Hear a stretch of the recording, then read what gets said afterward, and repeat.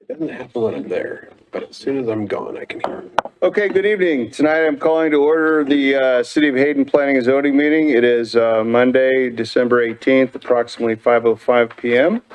I'm going to take a roll call of the commission members. Commissioner Gibson. Here. Commissioner Johnson. Here. Commissioner Bemis. Here. Commissioner Prickett. Here. Commissioner Howard. Here. Vice Chair Taylor. Here. And Chair Davis is present. All right, would you please join me for the Pledge of Allegiance? Sean, would you lead us, please? Yes. Pledge allegiance to the flag of the United States of America and to the republic for which it stands, one nation, under God, indivisible, with liberty and justice for all. Thank you, everyone. Are there any additions or corrections from tonight's agenda? I don't think so. All right, and for the commissioners, is there any conflicts of interest on any of the action items tonight? No. Oh. Okay, I'm hearing no for the group. Our next item is the consent calendar that needs to be approved, which consists of regular meeting minutes of December 4, 2023. Any discussion or is there a motion? I'll motion that we accept the meeting minutes from December 4, 2023 as presented. Okay, there's a motion. Is there a second? I'll second. There is a second. Would those in favor indicate such verbally? Aye. Aye. Any opposed? Not hearing any. All right, the next items up are public hearings. And with that, I'm going to say so long and thanks for the fish. That's me being funny. I'm stepping down from planning and zoning. It's been a pleasure, everyone. Thank you. You've been awesome, Alan. Thank you. See you.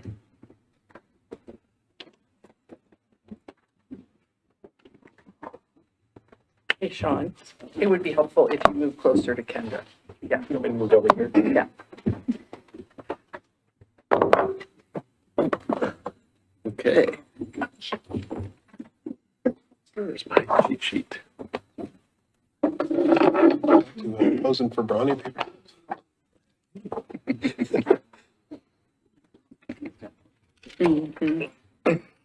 And I'll start the public hearing for PZE 23-0140, Nelty termination of zone development agreement.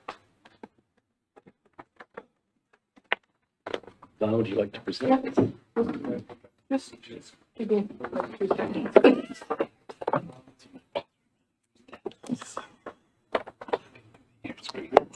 No problem. There we go. Thank you.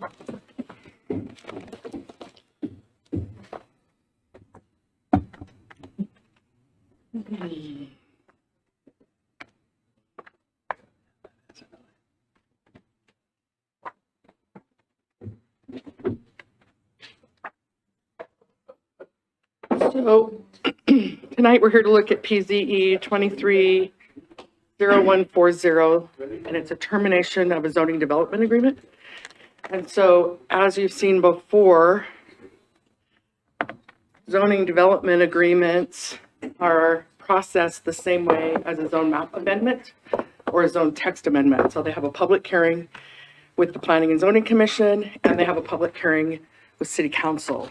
And so when you're looking at the termination, what you're looking at is if you remove the conditions that were in the zoning development agreement, does the single-family residential zone, as it's currently zoned, does that fit with the standards of approval for a single-family residential zone?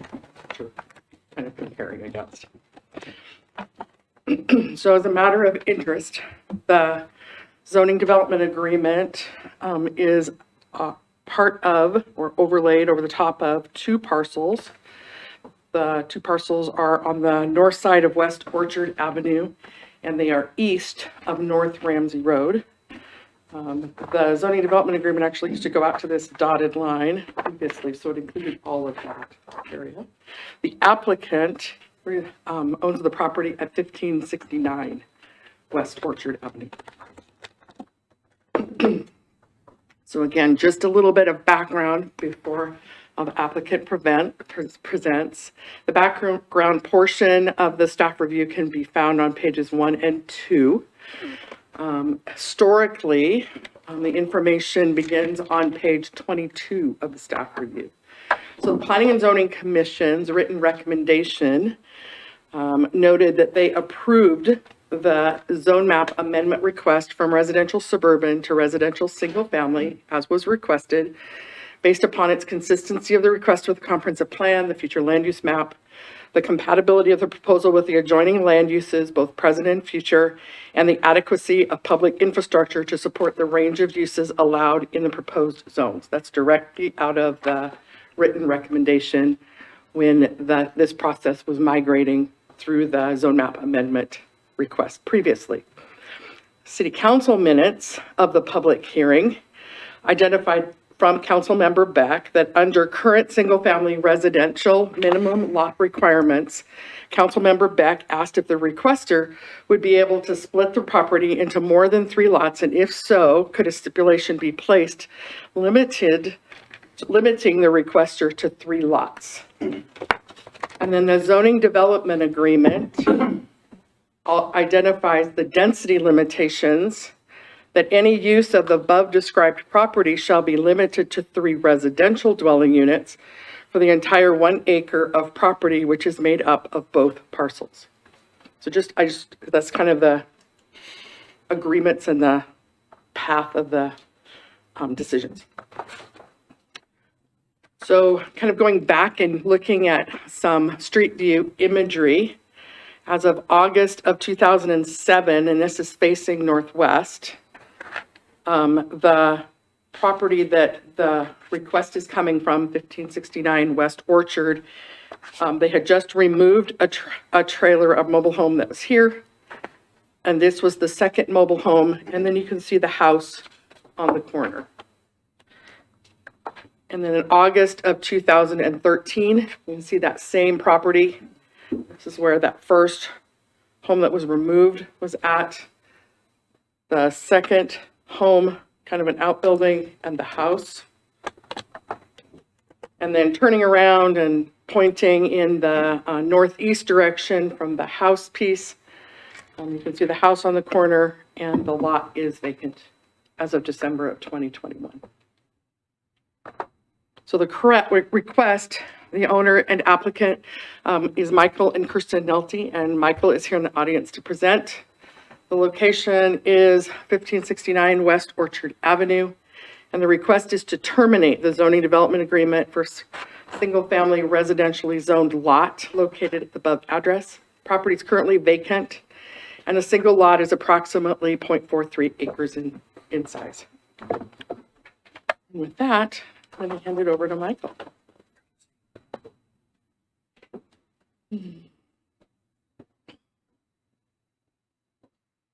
You can use that down arrow key to move to the next slide. Go back and forth, up and down. Sounds good. All right. Good afternoon, Commissioners. Good afternoon. Hello, everyone. So yes, as you heard, we're trying to get the zoning development agreement terminated. This is my property, and the zoning development agreement goes over both of these properties that have the blue squiggles in them. Now, the existing zoning agreement was put in place in 2006 when it switched to R1 zoning, single-family zoning, and it was across 2 parcels which were owned by the same owner. These 2 parcels have since been sold off to separate people. The parcel on the west was purchased in February this year by someone, and I purchased the parcel on the east 2-3 months ago. And so now, the property that I have used to have 2 houses on it, but I'm not actually able to rebuild 2 houses on it based on what happened on the western property. They have two dwelling units on their property. They have a house and an ADU, which counts as 2 dwelling units. And so I'm asking that we could terminate this agreement so that I can treat this property as regular single-family R1 property. So if we look at the standards of approval, the first one, and this is for the commissioners, and the second one is for the city council. And so I'm sure you guys know how to do those. Number C talks about the amendments to the zone map and the zone text and how this is in accordance with the future land use map. I'll talk about that a little bit on the next slide and how this aligns with the goals and the policies that we have in the comprehensive plan. And then also in D, the amendment shall align with the zone's district and purpose. All the surrounding properties, not all of them, most of the surrounding properties are single-family residential. If you go the other side of Ramsey, then there's some larger ones. I think there's a nursery or something nearby. This would keep it as single-family residential, and it shall be consistent with the neighborhood context. So this property has utilities readily available. It used to have 2 houses on it. The western lot with 1 house and 1 ADU is fully compliant with R1. The eastern lot is also within what you're allowed to do on R1 single family right now. So this request aligns with the existing zone's purpose and intent, and it will allow us to develop it as a single family residential property. The future land use map has this property marked as mixed residential, and mixed residential allows for single family or 2 family or 3 family units. But I'm not asking to switch it to mixed residential. All the surrounding houses on the street there are single family houses, so I'm looking to keep it as single family houses. Yeah. So these are the goals from the comprehensive plan that I think we would be meeting. It maintains a mix of uses, and it allows us to keep with the character of the community. It allows us to infill the land and to develop the piece of land that we have without us needing to annex more land surrounding to develop. There are existing facilities and utilities. They have had utilities to the property before. They're not connected all right now because the houses have been removed. There were 2 mobile homes on it. And this establishes a balance between jobs and housing. And this also ensures that the ordinances and policies do not violate private property rights and adversely affect property values or create unnecessary limitations on land use. I think right now we have an unnecessary limitation on the use of the land by having a zoning agreement.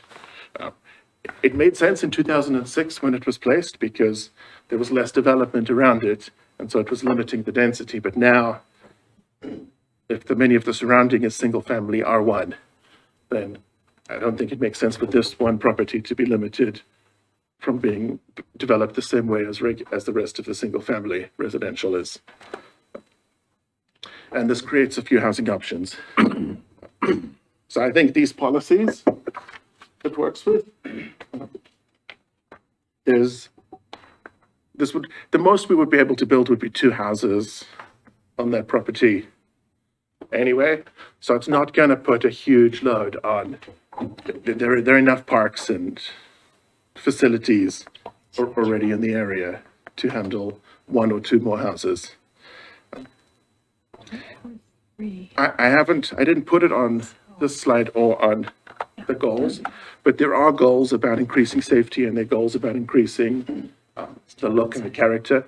And if we did develop the property, we would be required to vacate a portion of the property closest to the road and increase the road width, put some nice trees there and put a swale in. And so it would increase the safety and the beauty of the area if we do develop it. Right now, it's just a vacant lot that's been used for all sorts of things, from storing cars to having things where as it has been used, it had been pulling the surrounding property values down. If we develop it, it will be either keeping it even or pulling the surrounding property values up. This also ensure the land use and zoning compatibility are related, so this will be compatible with what we can do with it. Just see if any of the commissioners have a question for you. Yes, Anyone? Was it previously R1 before 2006?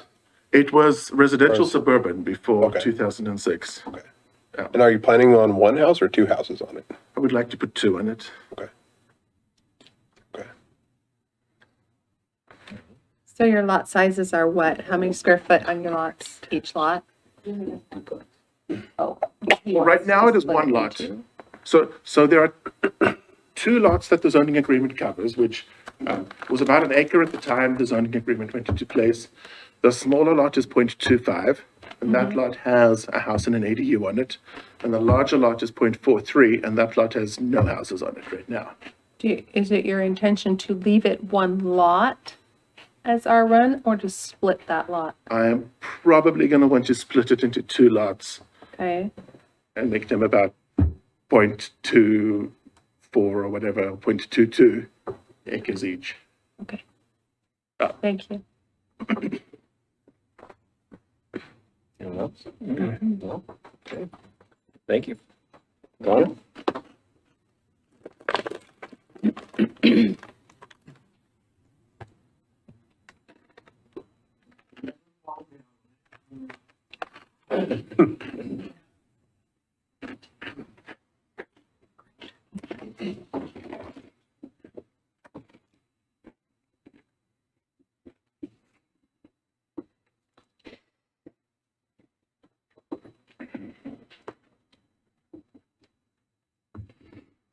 All right, so there are 5 standards of approval, and kind of summarizing through your staff review.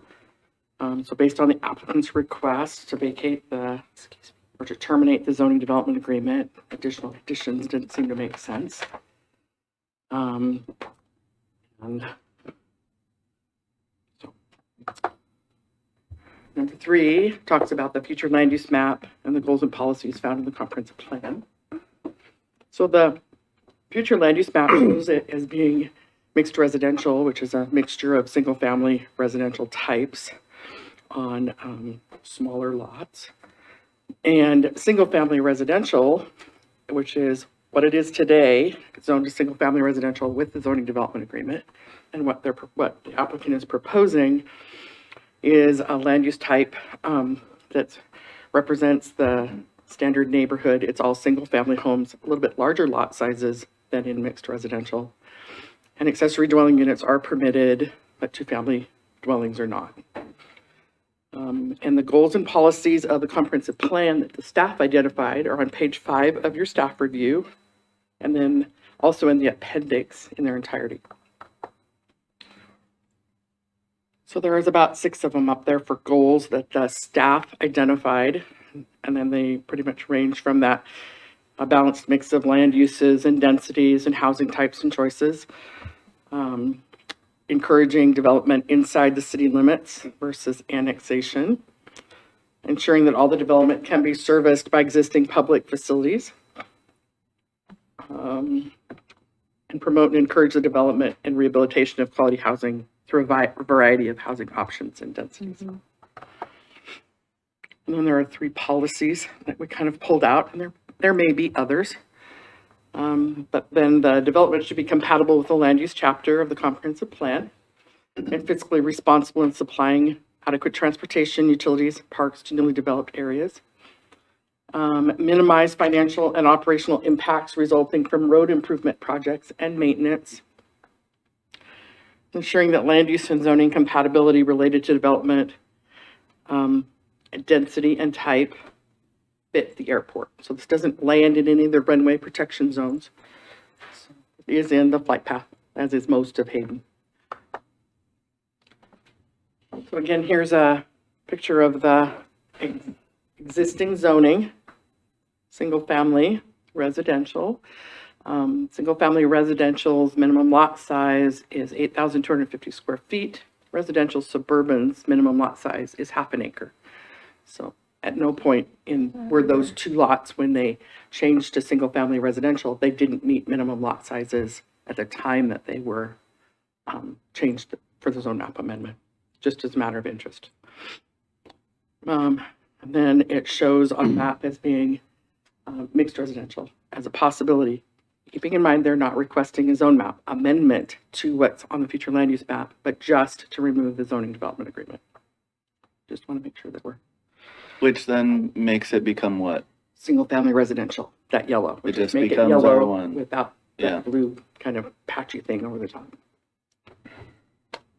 And Donna, does anything we do tonight affect the other lot within the zoning It would remove the Development zoning agreement. development agreement from both lots, from both lots? Okay, terminating the agreement. okay. Just as, while I have this slide up, just as a matter of interest, the property to the east looks really large on here.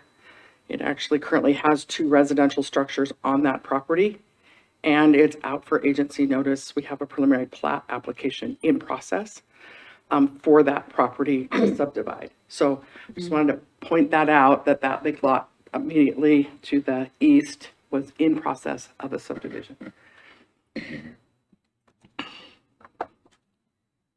Then the fourth one is the amendment to the zoning map and zone text shall align with the zone district's purpose and intent.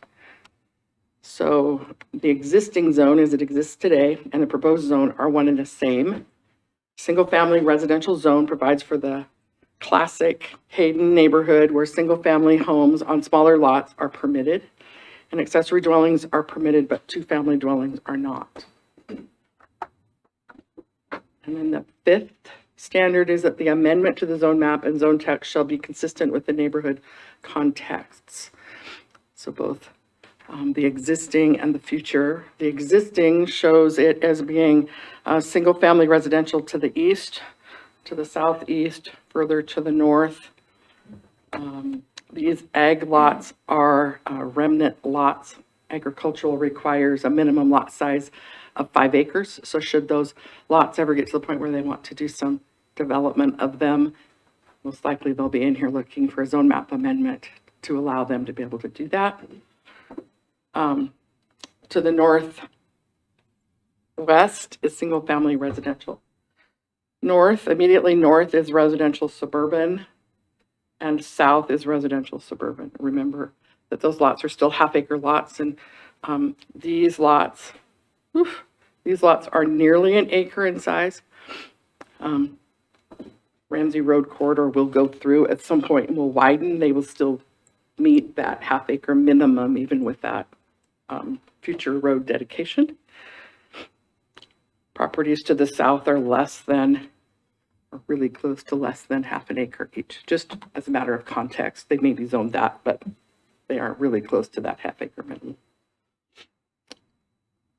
So that's the zoning, and then mixed residential is still all single-family construction as single-family dwellings go in mixed residential, just smaller housing types as you're looking at possible futures.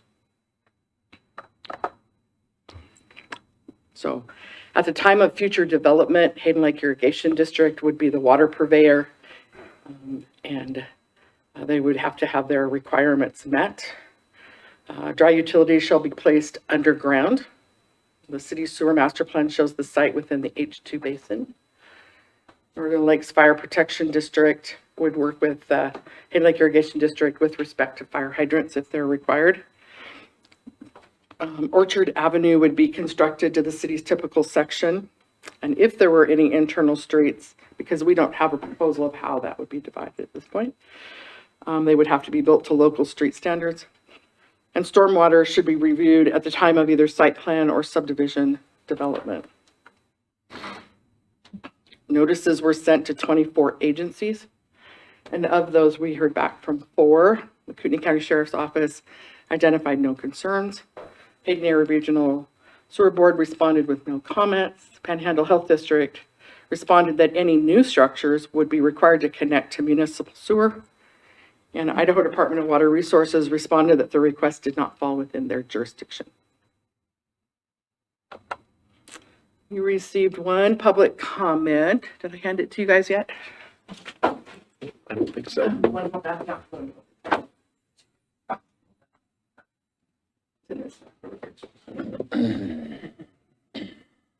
We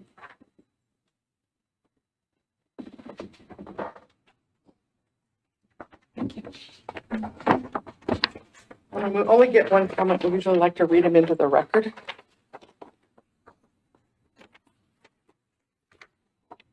Would you like me to read that?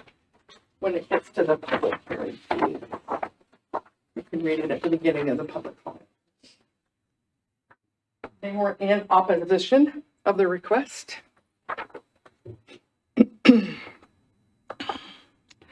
Now, 5 standards of approval. And then the Planning and Zoning Commission can recommend approval of the termination request or denial of the request.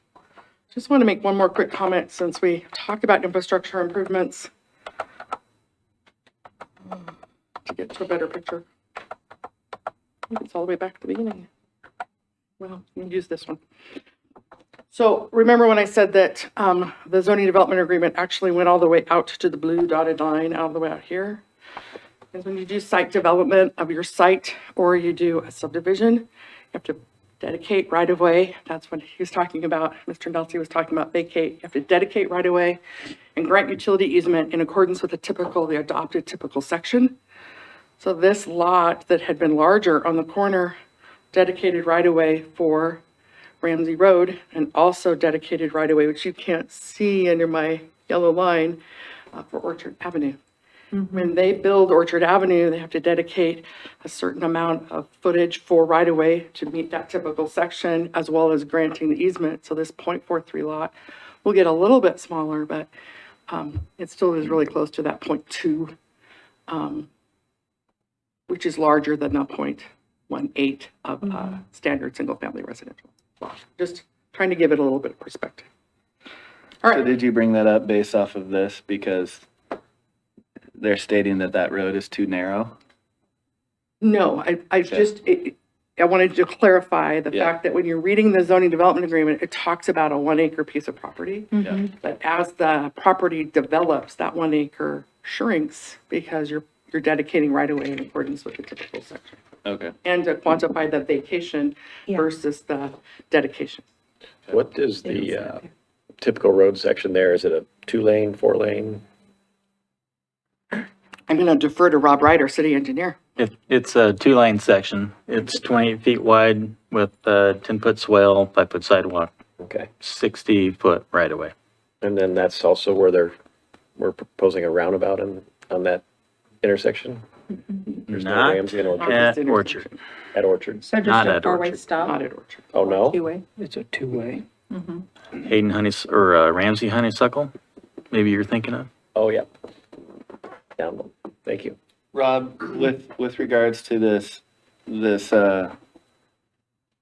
orchard is already too congested, the road is too narrow. Is that any more narrow or wider than any other road compared to Lacey or, I'm just pointing out this complaint, So, and I haven't read it. comment.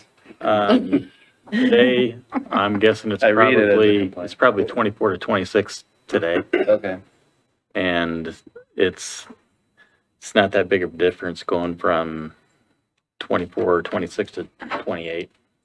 So, and all they have to do is widen the half the road along their frontage. okay.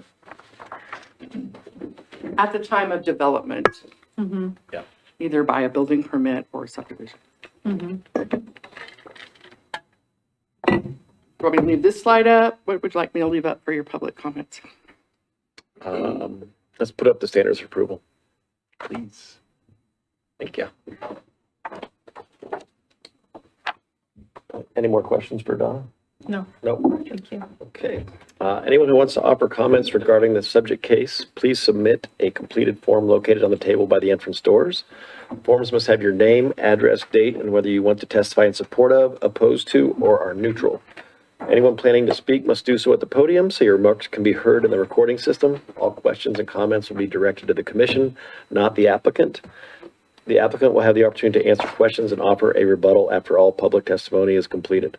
All speakers will need to state their name and address for the record before they begin speaking. I will call first those supporting the application, then those uncommitted, and finally those opposed to the application. Donna, do we have any? Okay, we have one. Yeah, it's the same. I think this is the same one, same people, right? Is this Sharon Smith? Do we have two for Sharon? They're just, okay, so I think we just have one person to speak, is that correct? And then you have to read the one in your testimony Okay. as well. So we have two comments then. Both are opposed. So at this point, Sharon Smith, please come up and approach the podium.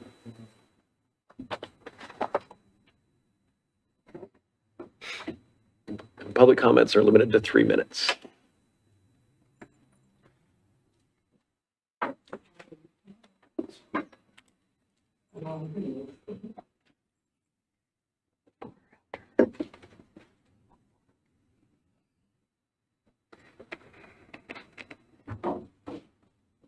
Hi, I'm Dr. Sharon Smith. I live at 9230 North Ramsey Road, immediately to the north of this request.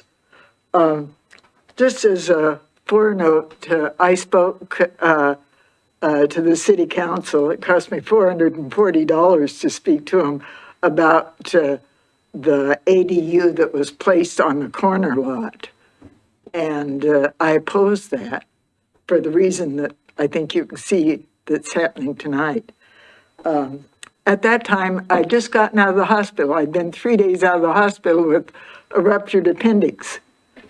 Just 4 weeks ago, I had heart surgery and I have a new valve. So I hope we don't meet like this anymore. Again, I don't have much time left. I'm 83 years old.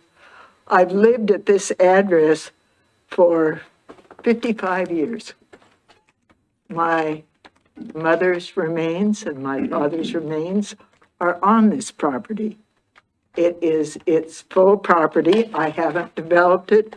I haven't put anything else on it. When I moved there, there was a dirt road, Ramsey Road, in front of our house. So I've been here long enough, I sort of know about these things. I'm opposed to this, and I'll tell you why. The problem is that this is not an acre lot. I keep hearing that. It's not. It's just barely 0.6. With the row out, it will be less than that. What happened is the developer of the corner parcel put in an ADU. The original house was there. He put in an ADU and a thing he calls a garage, but it sure looks like a outbuilding to me. It's a huge building. And there's virtually no open space left around it. This property, the original intent was that there would be 3 houses, that this 0.6 would be divided equally 3 ways. Didn't happen that way. The man that bought the corner lot put in an ADU. That's 2. That means the zoning agreement doesn't work anymore if somebody wants, and I don't know the new person, so I can't even account for how he feels about that. But the intent was not to have 3 buildings or 2 buildings on each one of these little bitty lots if it's subdivided. Right now, there are 2 lots there. One has been developed. Now this one is a single lot. And I know there are reasons for change, but I'd like to see people stick with the zones and stuff. Let's not think out into the future. A lot can happen tomorrow or the day after tomorrow. So sticking with the zones is kind of important to me. I want to tell you about the increased traffic. Less than a year ago, a woman was hit by a hit-and-run driver on Ramsey Road, just 2 houses north of me. Both of her legs were broken.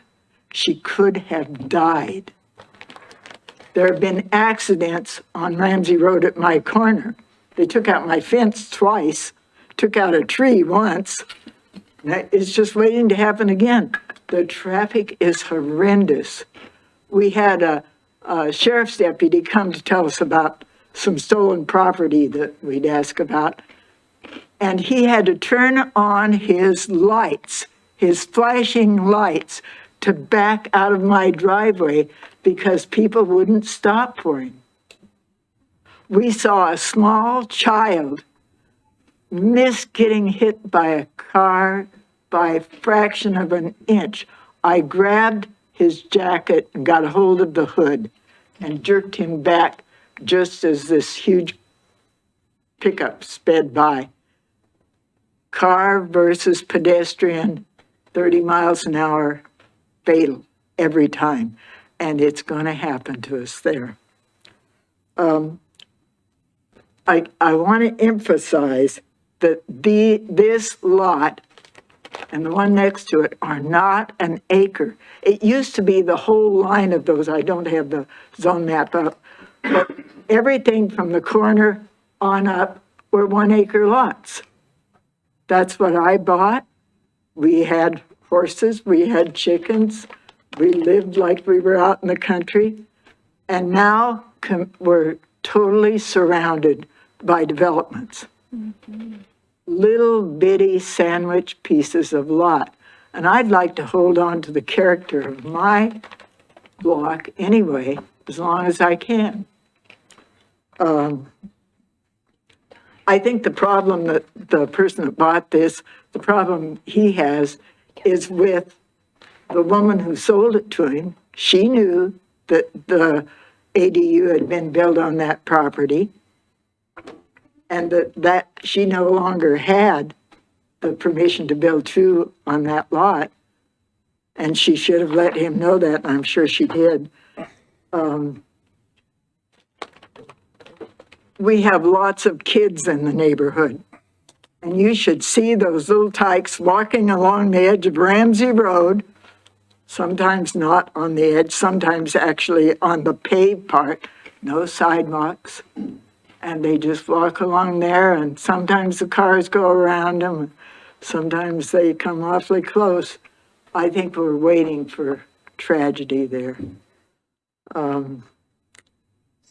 Finally, I just have a question for you to consider. How does this preserve, protect, and strengthen the vitality and stability of this neighborhood? How does it offer me and my son who've lived there any kind of stability and vitality? I'd like to see you hold on this.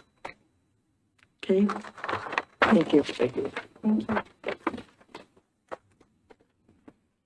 Oh, just one little time. I can't stay. I'm supposed to be in bed now, so I'm going to leave after this, but it's not because I don't want to hear what's going on. I'm just obeying the doctor's orders that I'm supposed to be in bed. You do Thank that. you. You do that. We also have a comment from Ronald Penn and Janet McDaniels, 1337 West Sutherland Court, Hayden, Idaho. And they are opposed. Orchard is already too congested at the narrow corner due to all the surrounding development. That road is too narrow and the density is based on greed, not for the concern of others around our area. Further, the approval of the commercial construction at the corner of Ramsey and Hayden Avenue is poorly thought out. Car accidents waiting to happen with people clogging westbound traffic on Hayden Avenue. Will be a nightmare of backed up people wanting to continue westbound on Hayden Avenue. Even a stoplight wouldn't help there. Who approved of that nightmare? We vote absolutely no. Okay. Are there any, oh, sorry. Like any rebuttal on the public comments, sir?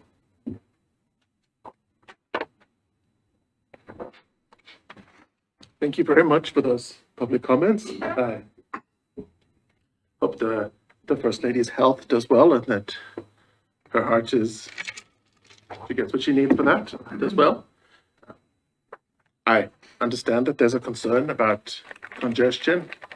Us putting one or two houses on this property, I don't think is going to do much to increase the congestion. In fact, it might even help with it because we would have to, I'm sorry, I used the word vacate when I meant dedicate. Because we would have to dedicate to widen the road there, so there would be potentially better safety once we developed it, and better visibility and place for people to be walking not on the road.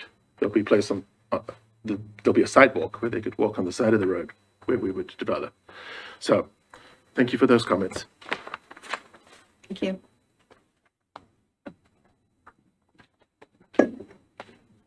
Anyone have any further questions? Donna, my, Wait, close the public hearing first if the questions are of staff. Okay. These would be, if anybody has further questions for the applicant, you can ask now, but if they're for staff, Yeah. you need to close the public hearing. Okay. The hearing is now closed. No more questions or comments will be allowed from the public. Now you can ask questions. Now, questions for staff. I need to wrap my head around this. So the property in its current status is two lots that are put together, so it's one, correct? The zoning development agreement covers 2 lots that are owned by separate people. And the current one that has a home and an ADU on it, because they built the ADU on it, it sounds like is what's causing the inability to do something with the extra open lot. Correct. Is that correct? Okay. So by terminating this current situation, it would allow the home and the ADU to not be affecting what's being done on this gentleman's That's other correct. property. That the property, if it were to develop, would have to develop in accordance with the single-family R1 standards if you vacate if you terminate the zoning development agreement. Okay. Was I the only one that didn't understand that?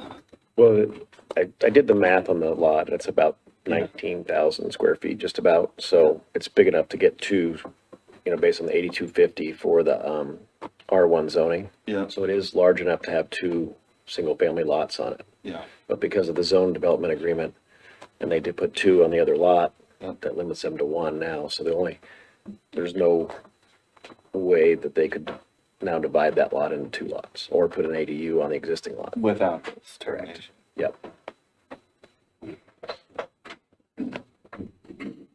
Thanks for the clarification. No, where everything else around it is single family, and it doesn't really qualify for any other zone as far as it doesn't qualify for residential suburban.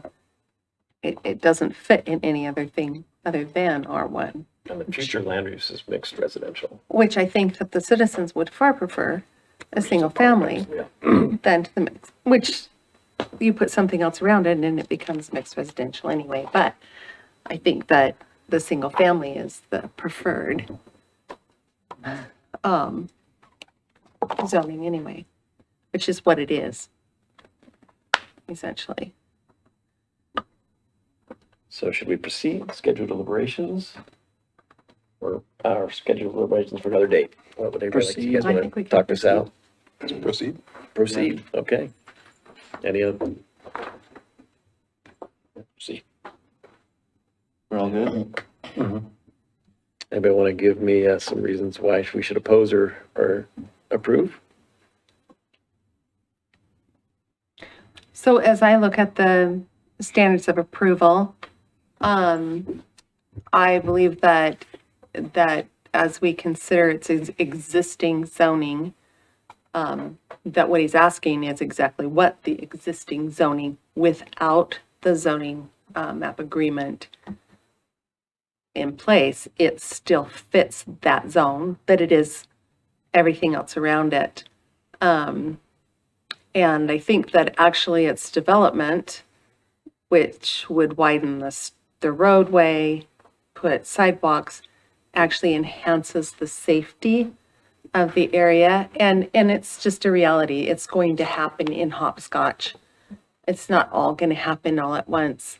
And so we need the people who develop it to pay for that improvement. And so I think it enhances that. It's in complete compliance with our comprehensive plan now and in the future. So I don't see any reason why to oppose this. Ben? I agree with everything, particularly the frontage improvements, the only question I have is is there frontage improvements in front of the house with the ADU right now on Orchard? There are not. I don't know if they had to for an ADU. So, Oh, that's right, they modified, because I'm just thinking back, yeah, okay. And it's So this is gonna be one of those situations where, Part of this is because the improvements in front of Orchard are an intersection that runs into Ramsey Road, and Ramsey Road has a corridor plan that will develop Ramsey Road, and so we'll pick up those intersection improvements at the same time. okay, that's, so will it go Where I was all the going. way back to where will the improvements on Ramsey Road clean up the That portion of that corner lot that this doesn't? I can't tell you for sure. We don't know that. Okay, That's the We have road intent, to but I don't nowhere. know. And I'm then- gonna say that most likely not. That when Ramsey Road is improved, the side streets will probably not be improved that far back to the east. but because an ADU they weren't splitting the lot, they weren't compelled to have to improve. ADU was probably put in before the code changed to as well. Oh, okay, okay. All right, well, we still need it done, so as things develop, it will get done, okay. None of that has to do with what you're evaluating I right understand now. that, I understand that. I don't have anything further to add other than what Mary said, so. Okay. Keith?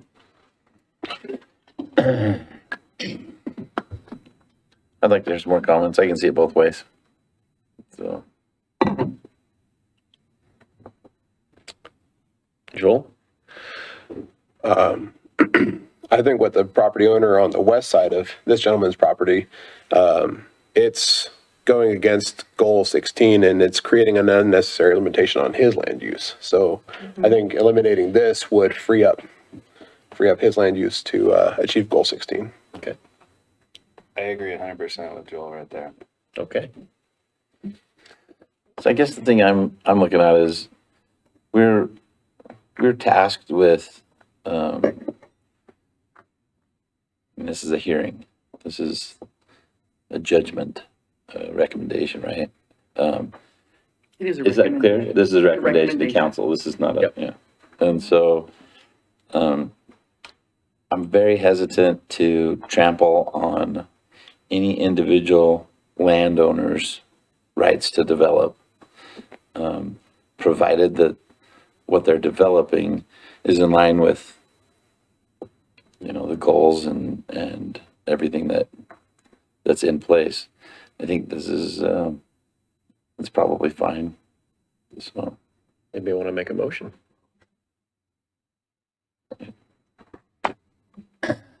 I'll make a motion that we approve, Recommend approval. that we recommend approval of the vacation of the zone development agreement for PZE -23-0110. I'll second that. Have a second? Or a motion, have a second? We have a roll call. Commissioner Bemis, Yes. Commissioner Gibson, yes. Commissioner Prickett, Yes. Vice Chair Taylor, Yes. and Commissioner Johnson, Yes. and Commissioner Howard. Yes. Okay, recommendation passes. And that, Yeah, actually, I just noticed Oh, that did we have the wrong thing up? No, it's, it's the right thing, it's the wrong number. it's Okay. 0140. Okay. So make a motion to amend your motion to reflect PZE 23-0140. Okay. I make a motion to amend my motion. Okay, that might need to be amended every once in a while too. To number PZE -23-0140. I kept looking at that number. All right. do we need a roll call on the amendment? We need a second. first, I'll second. Okay, we have a second. and then do a roll call. Good catch.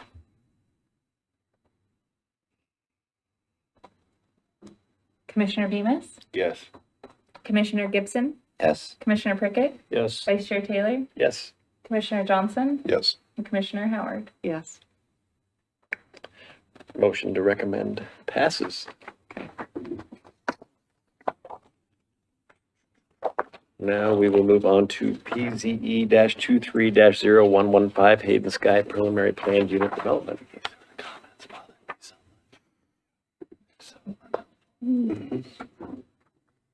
That grief that really is coming from them is their own grief. Yeah. That's all Yeah. I hear.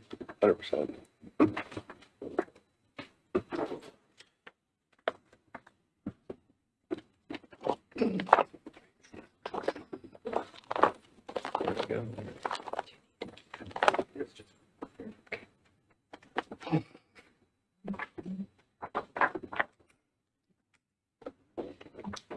And are you presenting this for us again? I am. Thank you.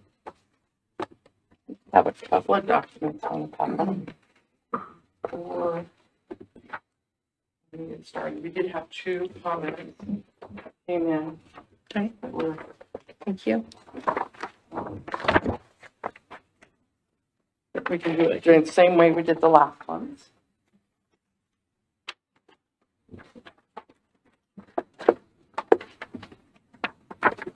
And just so you know, I'll stay on track here a little bit. Did a flow chart for planning development. Oh, awesome, thanks. And as the end of the thing, when you put the standards of approval, we'll fit on one slide. I thought I'd just give them to you in print, so that you can kind of go by what you need to make your findings based on. Thank you. One more houses.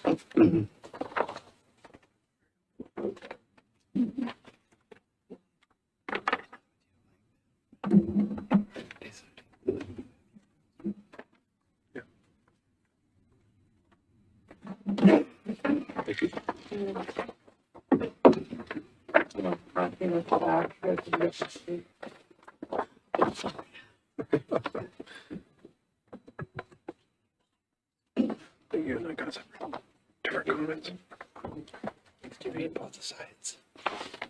Oh, no. Just...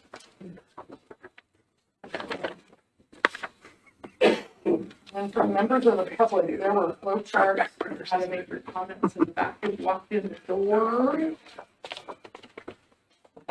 That was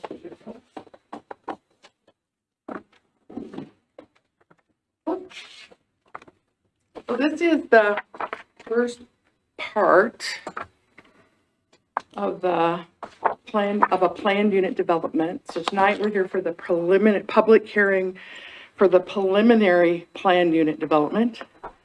You'll provide a recommendation to city council. And then at the city council, it's a public meeting before the city council. And they'll make a decision. Should they approve the preliminary PUD, then the applicant will look at those conditions and go back and sharpen their pencils and fine tune it, get it all down. This is like an up here part. They'll fine tune it, get it all down in the weeds and make sure it works. And apply for their first phase of their subdivision as part of the final PUD process. And that'll have a different set of standards to get approved by. So tonight, this is about the preliminary PUD part. Okay? So as a matter of background, the property was annexed into the city of Hayden in 1991. It was de-annexed by court order. And it was annexed again by the owner, by owner request in 2013 by ordinance 524. Mary's got her eyebrows all thrown together. So in 1991, the city annexed a large chunk of property. And a lot of people were bent out of shape because they got annexed and didn't really want to. So we went to a judge and the judge de-annexed that property. Okay. We've had much of that property re-annexed Of course. by owner request now. But not all of it, much of it has been. So the conditions of the annexation in 2013 included, but were not limited to, a 225-foot wide strip adjacent to Hutter Road was required to be set aside in anticipation of a future bypass. So no structures are allowed to be constructed in that area. The gross residential density of the annexed area was limited to 4 dwelling units per acre. And 15 acres of the property must be developed as public park area, public park area. The property today consists of undeveloped grassland or hayfield, several structures on the southeast corner of the project, a well house up on the north kind of central area, and the existing home will be removed during redevelopment of the property should the request be granted. So we have the applicant is Jeremy Trujilli, who's in the back.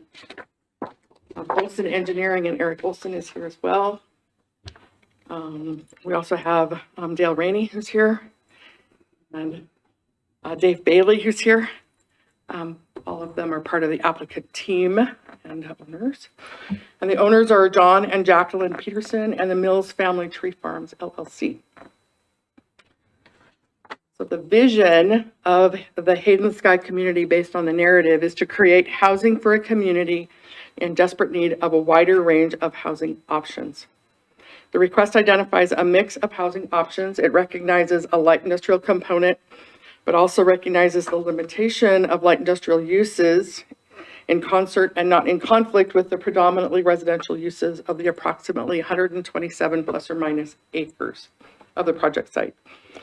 The project is anticipated to be constructed in 4 phases, with the parkland to be developed in the 3rd and 4th phase.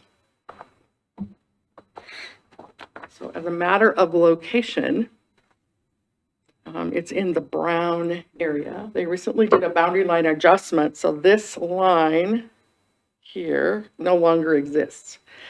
And that line has been reformulated to follow the boundary of the commercial zone. So the commercial zoned piece of property is not a part of this application or the PUD, but it is impactful. It is part of the infrastructure improvements based on the boundary line adjustment code that was addressed in your staff review and we'll talk about later. So with that, I'm going to pass it over to somebody in that team.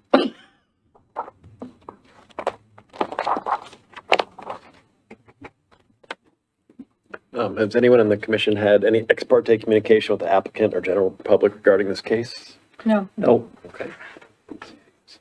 That's good. It's definitely needed.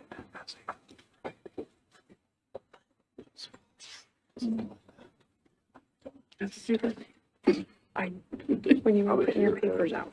It's not back.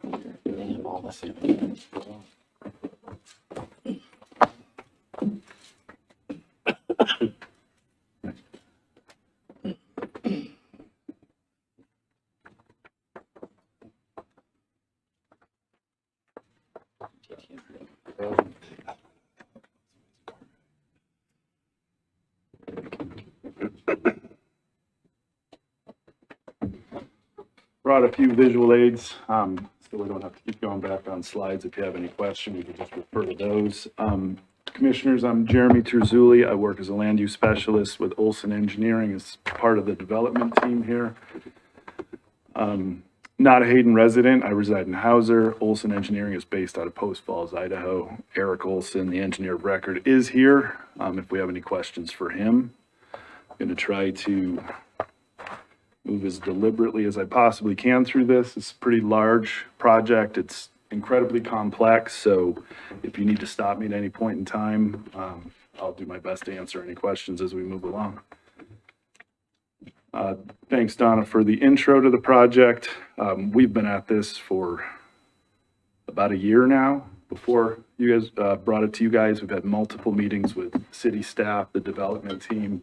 We've worked really hard to get to this point. And away we go. So right out of Hayden City Code, the PUD may be approved if it is determined that it creates an overall design that is consistent with the goals and policies of the city's comprehensive plan, fulfills the general intent and purpose of the zoning ordinance, is compatible with the standards and character of the underlying zone and the comprehensive plan future land use designation for surrounding properties, and achieves one or more of the following objectives. And I'll go through those following objectives one by one. But starting with this first paragraph, I felt that the staff report and the narrative that I submitted were very thorough. Hopefully you guys had some time to read those. and go over it. It should answer a lot of those questions. I know it's 78 to 100 pages long, somewhere in there, so I won't go over all the goals and policies. Donna and I both pulled out, a couple of dozen that we felt it ticked a lot of those boxes. So I'm going to sort of focus on the land use, the existing zoning, and the future land use map. And then I'm going to try to paint a picture and tie it all together here. So on the left-hand side of the screen, that's the future land use map. On the right-hand side of the screen is our current zoning map. Up adjacent to the airport, that is your light industrial zoning designation. And it aligns with what was anticipated to be a future corridor or a likely future corridor. You can see that here. Phantom Drive and the way Dakota comes through there.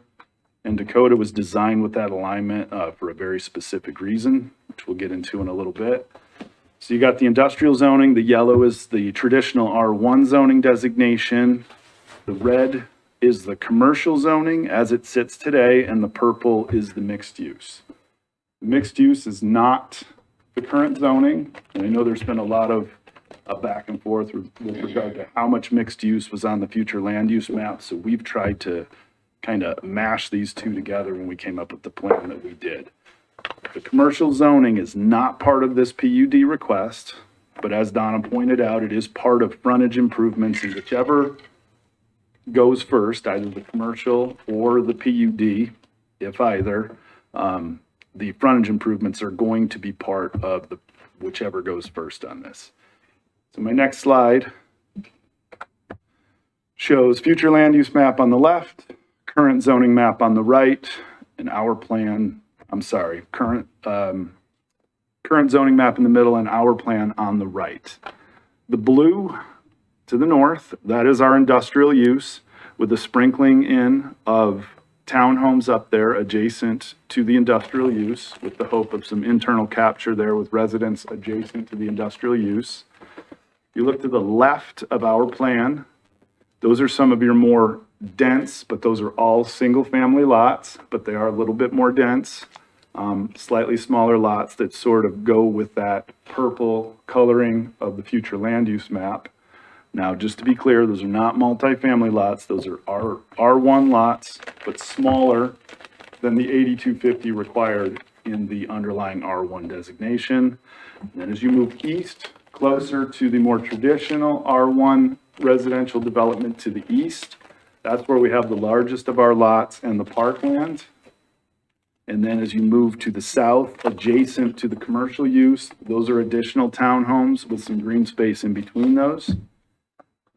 And so, as you can see, our attempt was to sort of blend the future land use map with the existing zoning map and position our land uses accordingly.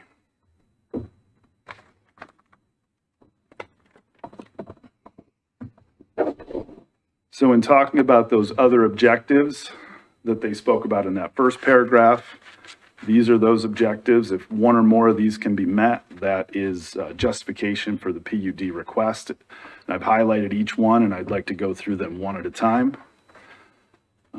A here allows a variety of housing choices and building types and permits an increased density per acre and a reduction in lot dimensions, yards, building setbacks, and area requirements balanced by the provision of open space and common areas. So I want to point out, we are not asking for any density bonus or any density increases. In fact, per the annexation agreement, depending on whether or not you analyze the 127 acres that is this PUD or the entire 150 plus or minus acres that was annexed, we're somewhere between 2.8 and 3.2 units per gross acre on our density. What this is about is trying to create lots that range in size from 5,000 square feet, that's more of those blue lots, to up to 15,000 square feet. And those are in the northeast quadrant. Those are the larger lots surrounding that more community park. So we're not looking for density bonus. We're talking about trying to minimize the footprint, thus hopefully holding down the end cost of some of these housing units. And so we would come to market with a pretty wide range of housing options, from the traditional single family on larger lots down to like 5,000 square foot lots. So that was our goal here, not to try to increase density. And again, with regard to the alignment of the park, placing that adjacent to Dakota Ave, which is going to be an extension from east to west, and then the perhaps a little bit more, let's say, quieter park inside of the larger lots, for a total of over 15 acres of parkland. A more useful pattern of open space and recreation areas is achieved with more convenience in the location of accessory commercial uses, industrial uses, and services if applicable. So as I mentioned, the placement of that city park being directly adjacent to Dakota. Dakota, we worked through this with Rob quite a bit. Dakota is meant to move east and west and continue to create connectivity north of Hayden Ave, thus reducing some of the impact on Hayden Ave. It's classified, I believe, as a major collector, so it will be a slightly wider road section, directly adjacent to what we think could become sort of a premier park. There aren't a whole lot of parks in this area of town. We would like this to become the premier park in this area of Hayden, directly adjacent to that corridor. We have visions for ball fields and basketball courts and a very extensive park plan here. And then with regard to the industrial uses, the plan up there would be for some storage uses to be complementary to this development, and then the commercial uses to the south, which aren't a part of the PUD, but to move some of those higher density, the townhomes, closer to that commercial service and sort of create that tiered effect within the development. So this has the colors off of it, except for the parkland. The lighter green, those are non-buildable lots, non-buildable areas that could be utilized for public art, open space, those types of things, any gateway signage, and then again, the higher density townhomes to the south, we tried to create a green belt between each one of those areas. The development pattern preserves and utilizes natural topography, geological features, scenic vistas, waterways, trees, and other vegetation, prevents the disruption of natural drainage patterns. There really aren't any natural drainage patterns. There really aren't any waterways in the area. There's very little vegetation. It is pretty much an open hayfield at this point in time. Most of the topography, as you move towards the airport and west, is where we start to run into a little bit of fall in elevation. So it's just really not applicable, other than the fact that we are proposing single family and 1- and 2-story homes and townhomes throughout here, and so therefore the views would not be interrupted or disturbed around the area. And again, there's really not much in the line of geological features, topography, or waterways.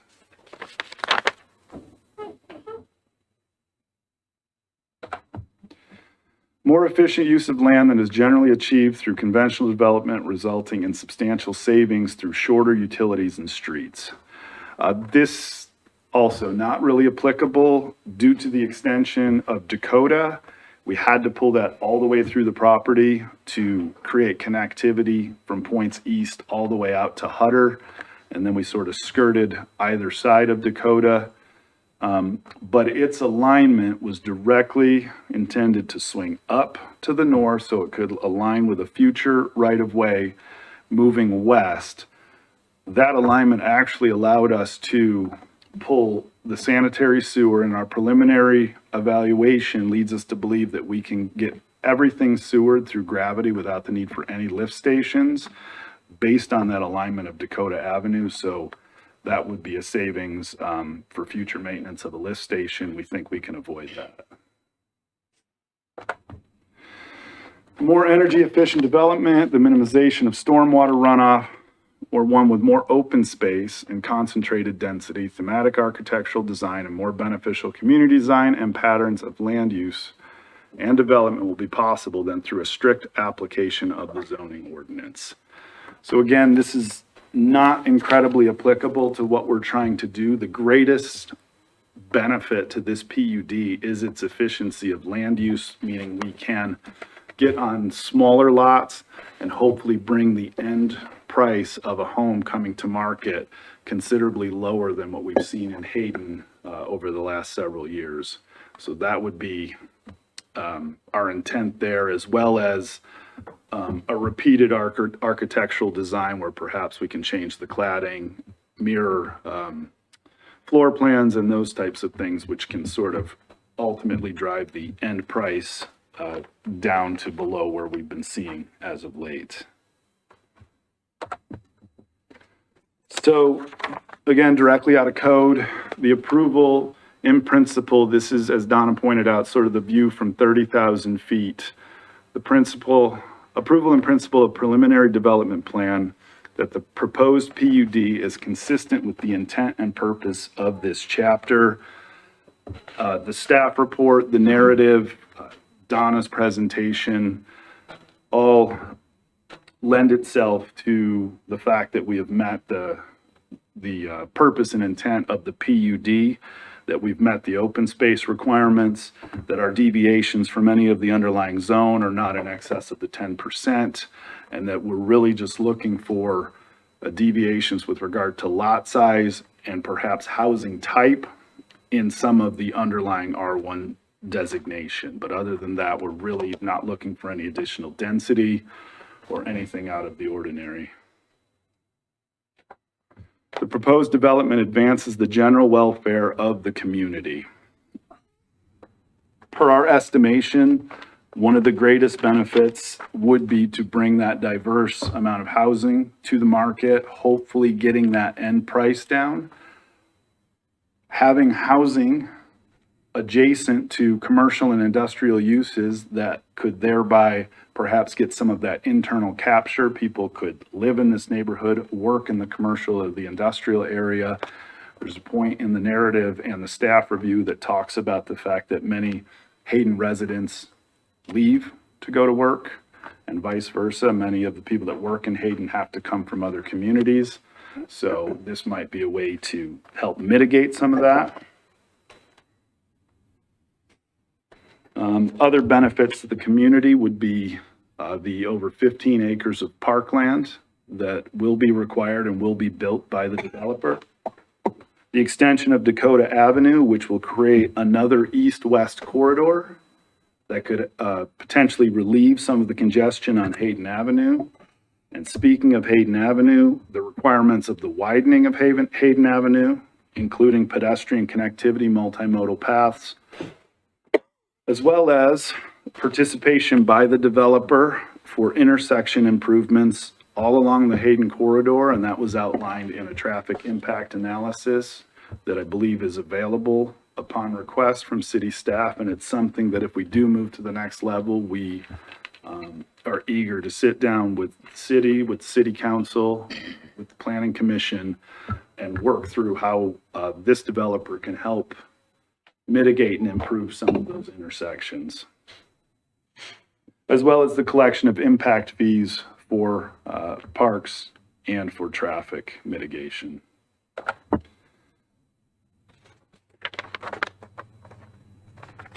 The benefits combination of land uses and the interrelationship with the land uses in the surrounding area justify the deviation from standard zoning district regulations.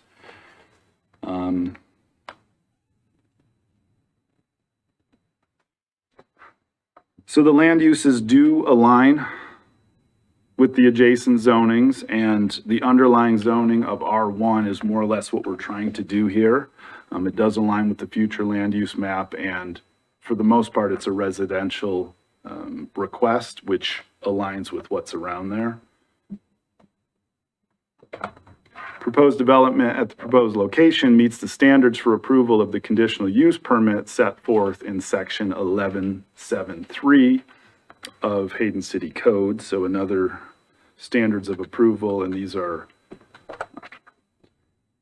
in essence trumpeting what was earlier for the PUD approval, that the proposal is in accordance with the general objectives or with any specific objective of the comprehensive plan and the zoning ordinance. And again, this was outlined extensively within the staff report and the narrative. The location, design, and size of the proposal are such that the development will be adequately served by streets, police, and fire protection, drainage structures, refuse disposal, water, sewer, and schools, or that the persons or agencies responsible for the establishment of the proposed use shall be able to provide adequately any such services. So as I mentioned, we've had multiple conversations with city staff. The Hayden Area Regional Sewer Board has offered comment that at this time, we know what basin this sits in, we know there is capacity, we know the developer will have to put in those improvements, the sewer lines, all to city standards. Hayden Lake Irrigation District has a willingness to serve the property. They're looking for dedication of water rights. We want to work with them to create some irrigation for the parkland. And work with the existing well site there. There's power, there's data, there's all of those types of things are very close. The area is currently served by police and Northern Lakes Fire Protection District. With regard to the schools, there is a Coeur d'Alene City School District site about a mile, maybe less than a mile south of here. So as this area grows out, the school district has already got a site for a school there. And I don't think I saw in the staff report any comment from the school at this point in time, but we welcome that conversation with them as well. And third, the design and planning to include construction, operation, and maintenance of the site is compatible with the location, setting, and existing uses and intended character of the general vicinity. So going back to the first few slides, we tried to take that future land use map. We took into account the airport to the north, the future Hutter bypass, if that ever happens, the residential development to the east. We compared and contrasted all of those things over months while we came up with our design. And we made every effort to make this a cohesive development that is in alignment with the surrounding area, is alignment with the future land use map, and as well, the existing zoning map. And there it is. And with that, I will stand for any questions.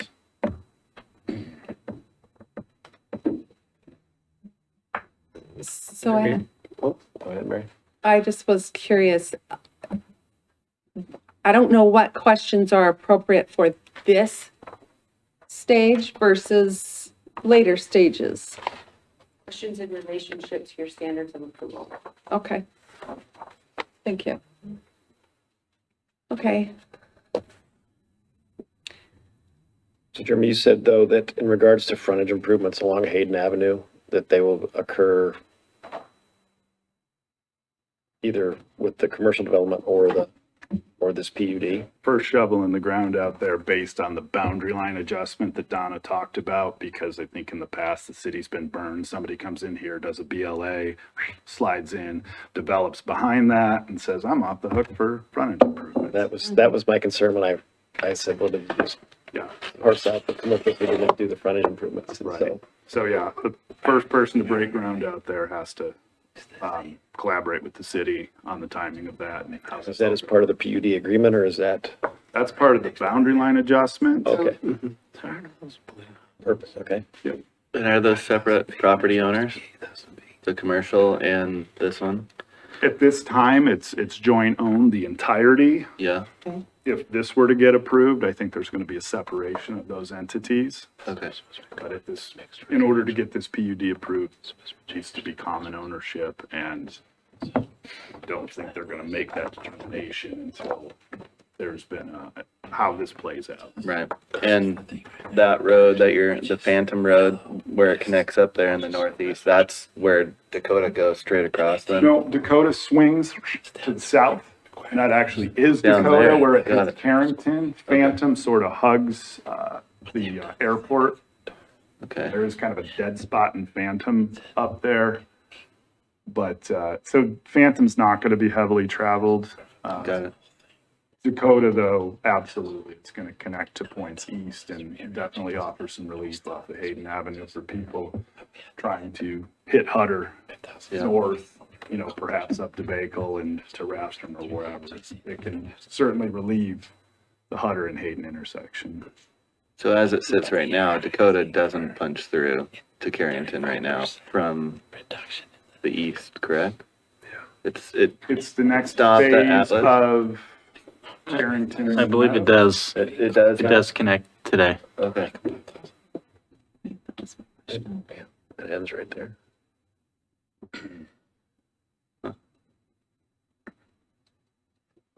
And then on the purple and the townhome, will those be common wall or are those? Yeah, 4 units per structure with a party wall, with the potential to put a condo plat over those. But at this point in time, we still are at that 30,000 foot view. And that is a massive surveying exercise. So we're kind of, those are single parcels right now until we get further in the process. So you're planning on design, like if you're gonna set back some of the buildings, so it's not just a line of townhomes, or is that later in the plan? That is something that we could certainly discuss. We did try to pull them back off of the street pretty well, and we tried to create that green belt between them. If there was to be and they're not, let me go back to my initial, because Dale did a pretty good rendering. We're talking 1.5 to 2 stories. That's sort of the view of the townhomes as you would come in on Downing. This would be north, just leaving Hayden Avenue, just leaving the commercial area, is sort of our vision. So if there was a point that the commission would like to see some staggering or some facade deviation there, again, we're open.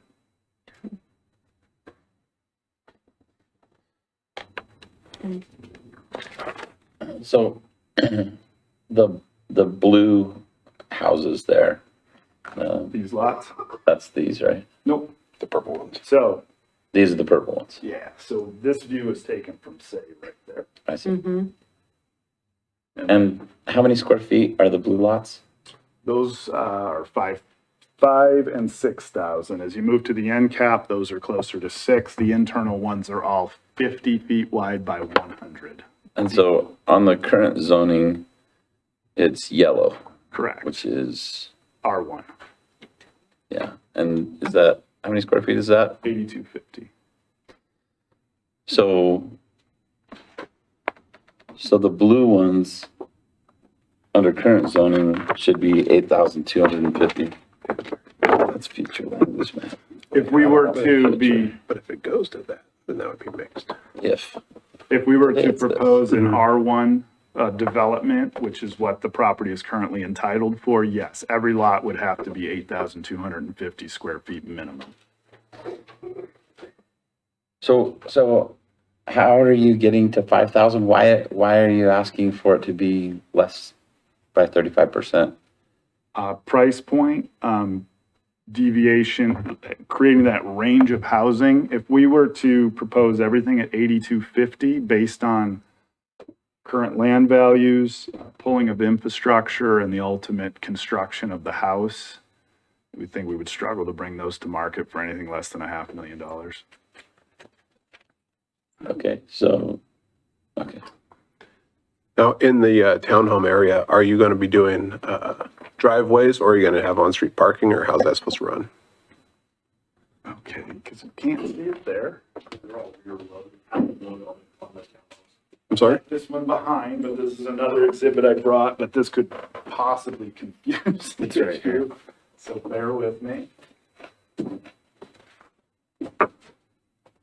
So this is a blow up, and I think there's one in your staff report as well. Page 59. So this is just one quadrant of that, right? So zoom in on this right here. Okay. Just one. That becomes that. Green space in between. This is an alley, not a public right of way. Everything gets rear loaded and they face either out the street or face the green belt. So alley, all Garages and units are rear loaded with additional parking in between. 4 units per structure. Okay. And that, Okay, now is the street going to be wide enough for the people that will eventually park on the street? right here, Yeah. Downing. Yeah, will it be wide enough for vehicles to park and people to drive through, side by side and everything? I'm quite positive that Rob's gonna make it wide enough so that parking on both sides of the street. Okay. There's absolutely, it's gonna have to be a section that will allow parking on both sides because guests to the townhomes will park because they're rear loaded, that technically is the front door and it's to encourage parking on the street, just go up to the front door. Okay. And the townhouses are 2-car garage? I think they're single car garages. Distinction. Okay, That's what he means. They're two. Section. because I was like, don't we have to? They're have- two. Not the whole thing. He just told you no. You only get called like yes. Yeah, yes. Are they tandem or are they side by side? They're side by side, so we're set up with the townhome lots being 24 feet wide. I'm Dale Rainey, Rainey Design Group here in Hayden.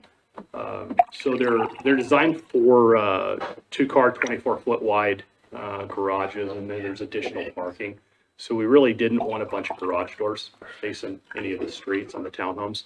So they're all, they have an alley and the garages are off the alley. So just to kind of reduce that, the garage door look that nobody really likes. And,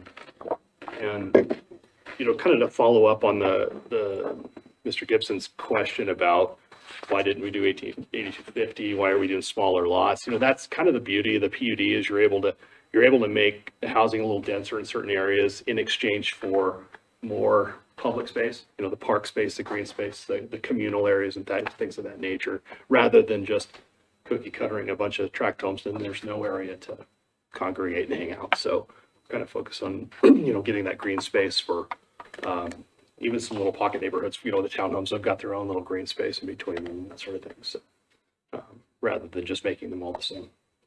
So. Thank you, Jay.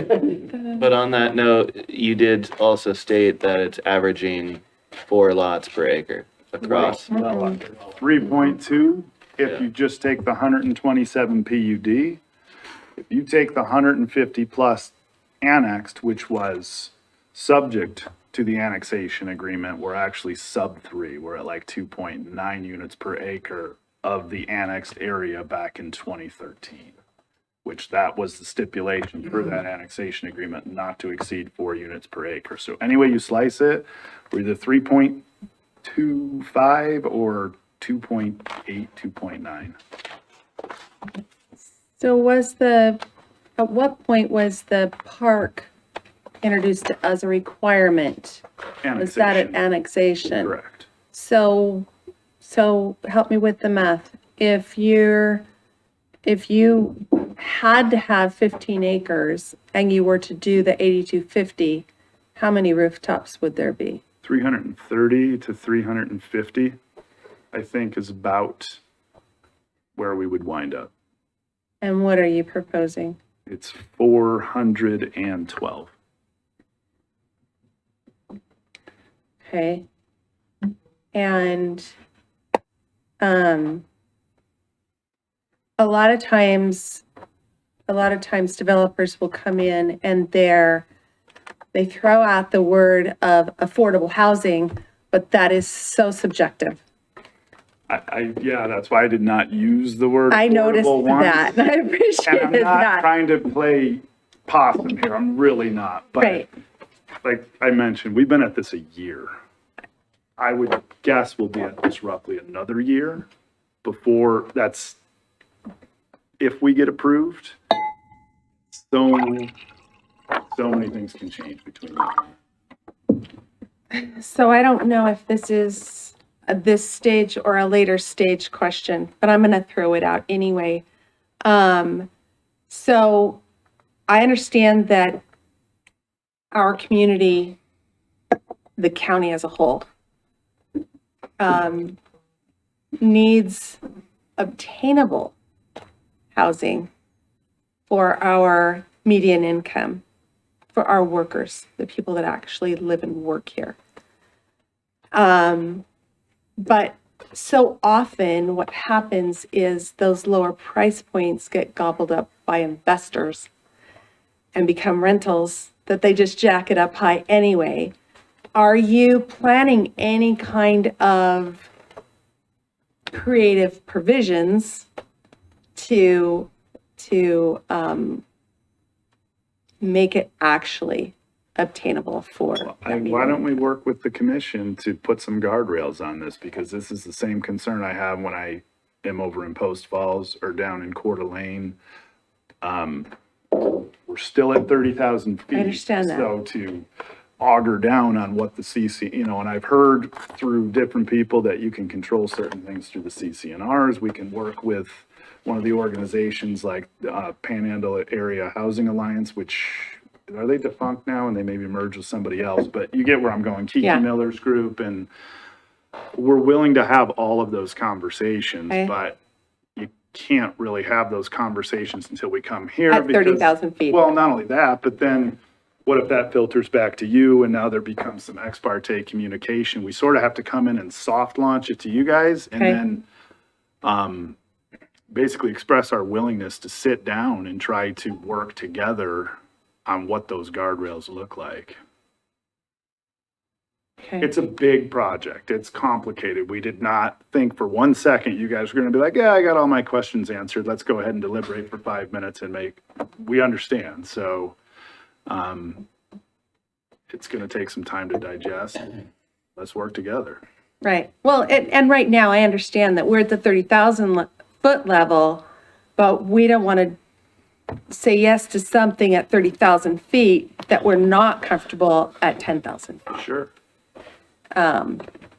And so that's why I asked the question. That's probably for later, but I kind of wanted to know where your thoughts are too. Yeah, and again, I'm representing the owners. As you can see, we got a whole team of people that have been working on this. There's multiple ownership. Like I can only speak to certain things, and then we would have to collaborate on our end and see if we can reach an agreement that works for all parties, including Hayden as a whole. So you could add a condition, for instance, that asks them to bring forth in their final PUD plan a certain percentage of obtainable housing that will be deed restricted to only sell to a certain income range. I mean, there are mechanisms to put in place Right. on deed restrictions, CCNRs. You just have to, but now is not the time to build the details of the condition. And I You understand. just say, you'd like to see a condition moving forward that addresses some creative opportunities and ways to keep a percentage of the units at, you said obtainable, so I'll use your word, obtainable. Then they'd have to put some numbers on that. Yeah, I understand. Perfect. Thank you. That's what I was looking for. But now that this is out in the public, there can be some horse trading Yes, going on there, That's right? correct. Yeah, it couldn't before today. Yeah, perfect. Okay. What's Donna the or total? Fonda? Oh, sorry. What's the total number of townhomes proposed in this? 112, I want to say. 112. I think it's in So your about staff. 33% of the, It's in the staff review. That's the pink, yeah, 112 of those, yeah. And how many of the blues? Just ballpark.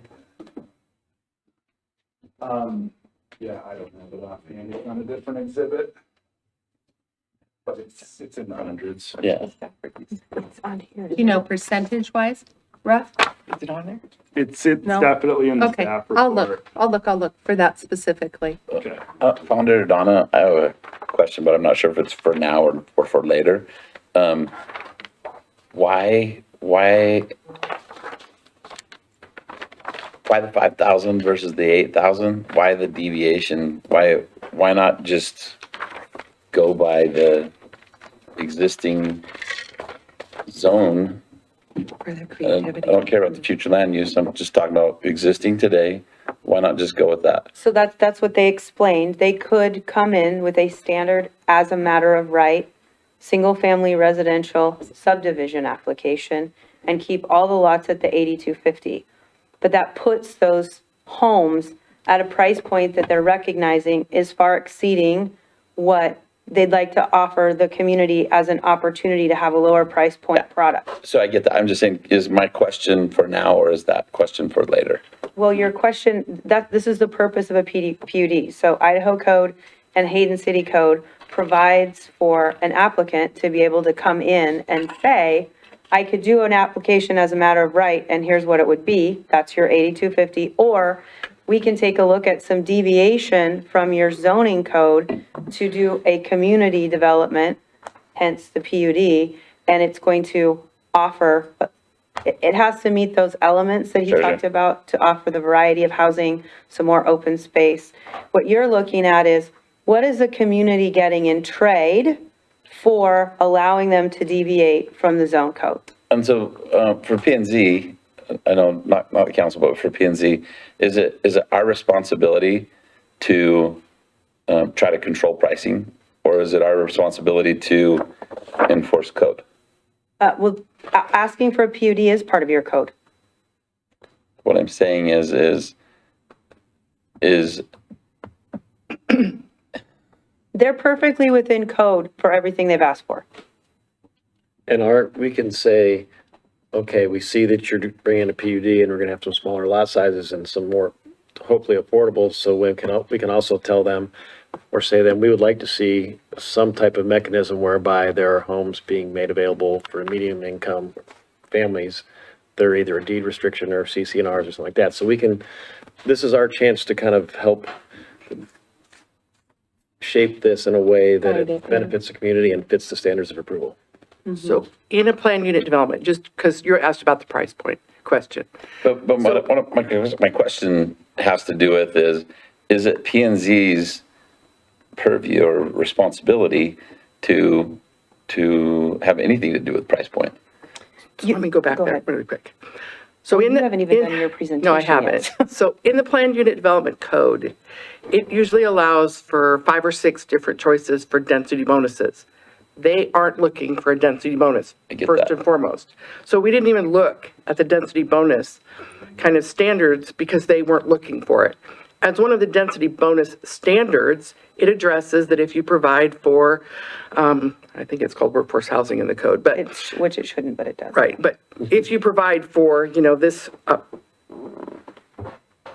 level of housing, you can get a density bonus. Because they didn't ask for a density bonus, we didn't talk about it.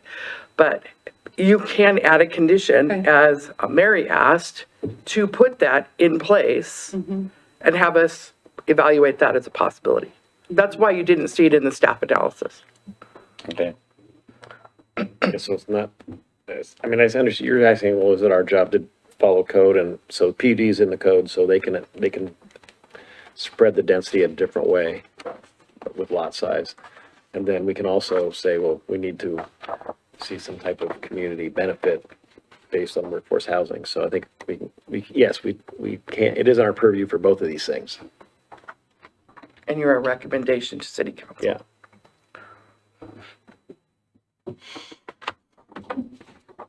So my experience has been that a sustainable community needs a variety of housing.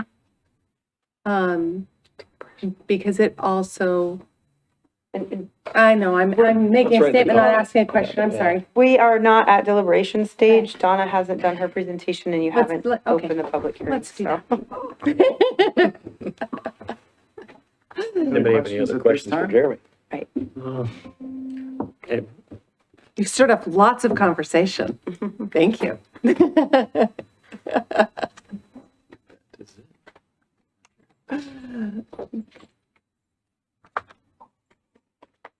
Thank you. I would have got to see a doctor, though. I'm putting it on public record. I just said it. Heard all the time, just part of the time.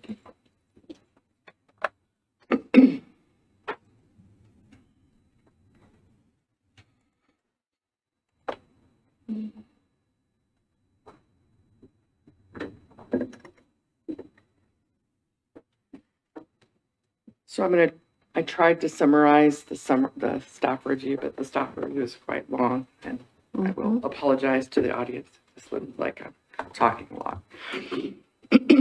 So the proposed plan unit development is or is not consistent with the intent and purpose of this chapter. So the intent of a plan unit development is to provide greater flexibility in land use and encourage greater design creativity than is generally allowed under conventional standards and development approaches in order to create a better overall development pattern and design. Such a planned unit development may incorporate a variety of residential and non-residential land use types and contain both individual building sites and common property, which are planned and developed as a functional unit or neighborhood, which taken as a whole is consistent with the general goals and policies of the city comprehensive plan and the overall intent of the city zoning ordinance.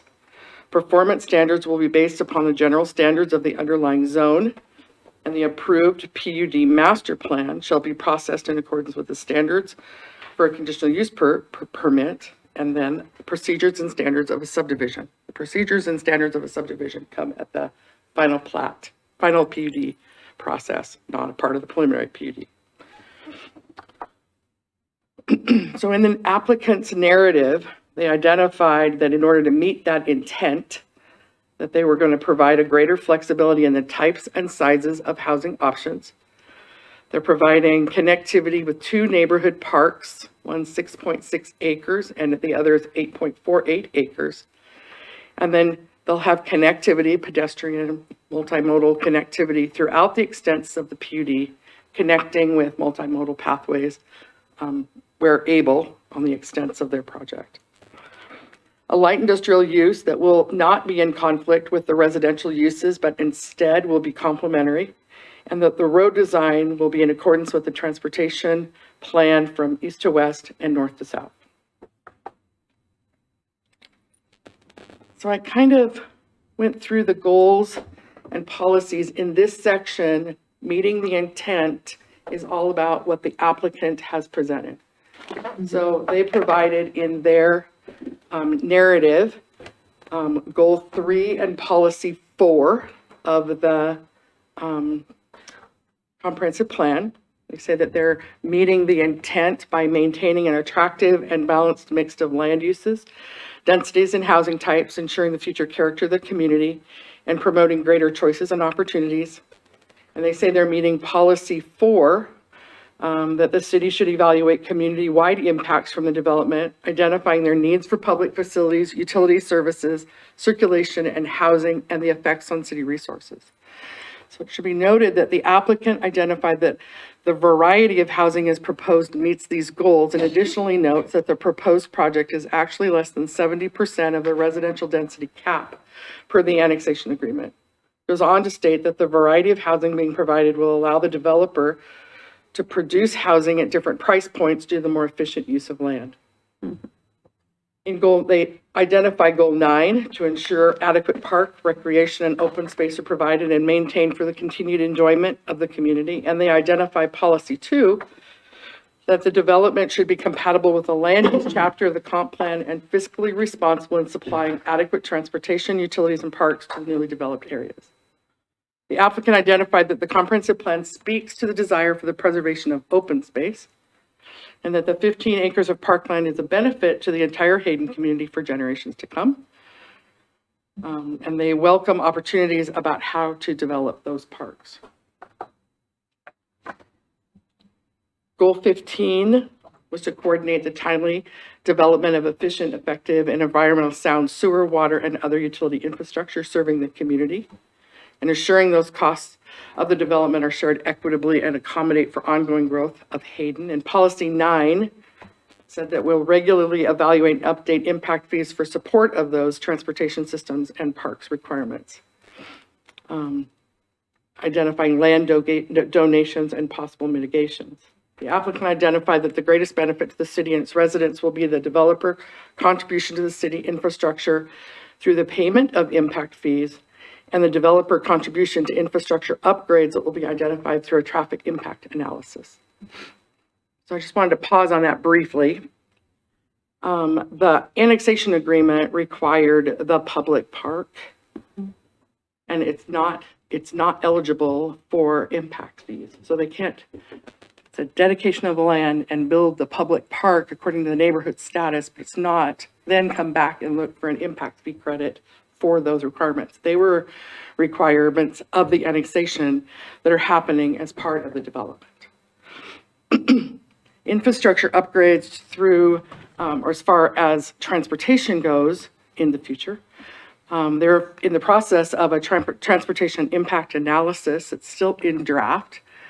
We did get comments back on Friday, very late in the day, from Post Falls Highway District that will then get sent back with our comments to finish that transportation impact analysis. So we don't have that today. But as part of the final PUD plan, they'll be required to mitigate those, their proportionate share of those. And they may be over and above what their impact fees are that they'll be paying for their site, or they may be eligible for impact fee reimbursement. That'll happen at a later point. Goal 12, they identifies establishing a balance between jobs and housing to attract new employment and living opportunities. And policy 17 is to encourage a small-scale retail activity, restaurants and other service businesses, and again, have that live to work, play lifestyle through that mix.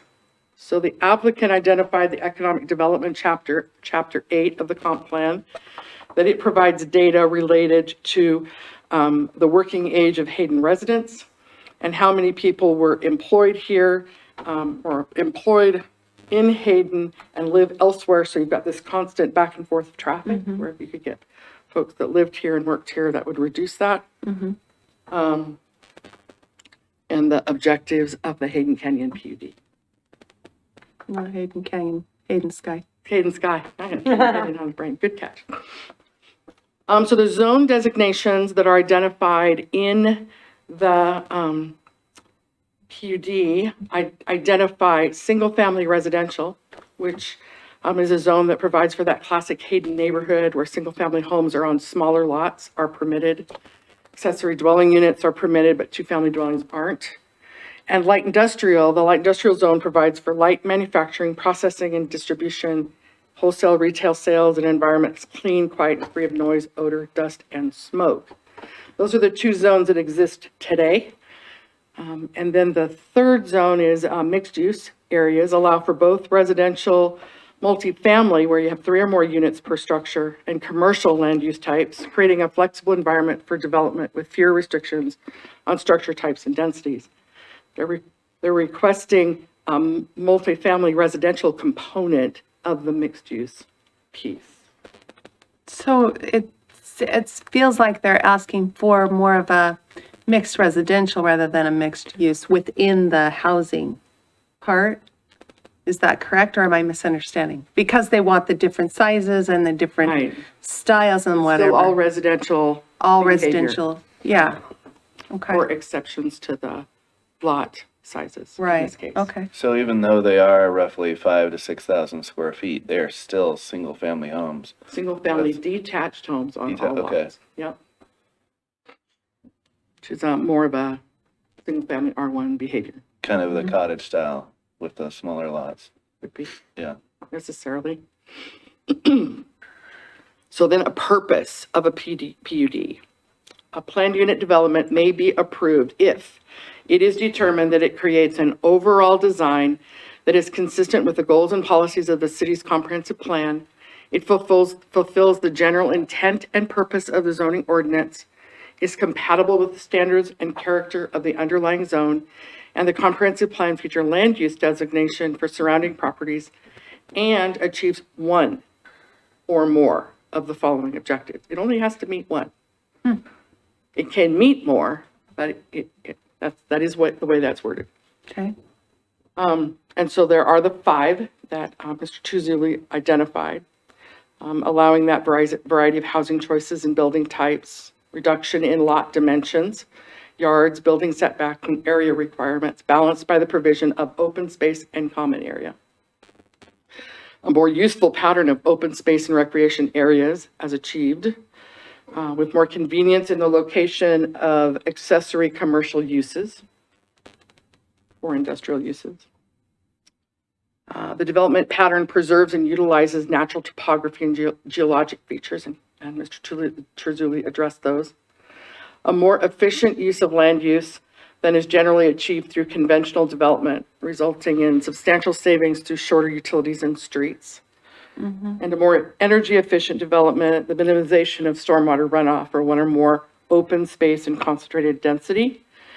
Thematic architectural design or more beneficial community design and patterns of the land use and development will be possible then through the strict application of the zoning ordinance. So then just really briefly going through those 5, the applicant identified the following with respect to the purpose objects. Variety of sizes of lots and homes. The annexation agreement limited the density to 4 dwelling units per acre. And as proposed, those 412 dwelling units on the 127 acre site is a density of 3.24 dwelling units. And if you added those additional 23 acres that were commercial, remember when a commercial, at the time of this annexation, a commercial would have allowed for residential multifamily by a conditional use permit. So it was over the whole 150 acres at that point in time. So if you added that in, you'd be at a dwelling density unit of 2.75 because commercial today does not allow for residential of any kind. The applicant has requested to waive the minimum lot size in single-family residential in accordance with 1164E. And so lot sizes as proposed range from 5,000 to 15,600 plus or minus square feet with an average of 6,500 square feet. Okay. PUD perimeter setback for B, and so B, remember they only have to meet 1. B says a more useful pattern of open space and recreation areas can be achieved.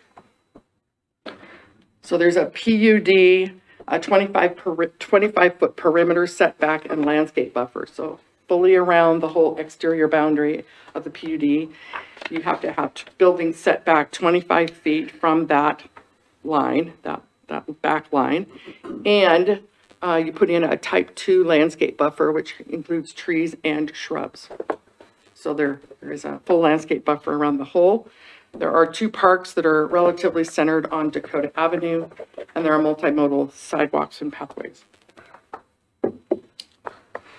So this is kind of the plan as proposed. The prairie is not entirely flat, and stormwater drainage will be addressed at the time of construction plan submittal to address those topography as it's a rolling prairie and migrate the stormwater where it needs to go. And then D and E, the design based on the city's comprehensive plan preferred land use patterns are identified and created housing for a community in need of a wider range of housing options. Those are all based on the applicant's narrative on how they believe they've met the intent and purpose of the code. So then B says that the proposed development advances or does not advance the general welfare of the community. So they identify that they've attempted to offer a variety of housing types and price points within the city of Hayden without creating additional density beyond that in most areas zoned as single-family residential. Hayden Sky, as proposed, provides for nearly 13.7% open space in addition to parks impact fees to be collected at the time of each building permit.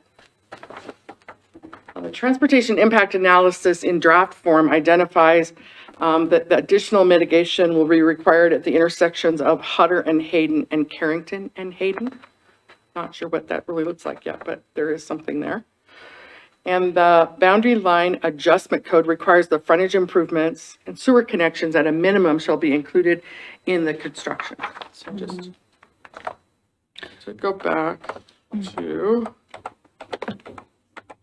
let's see if I have the picture that I'm looking for, this picture.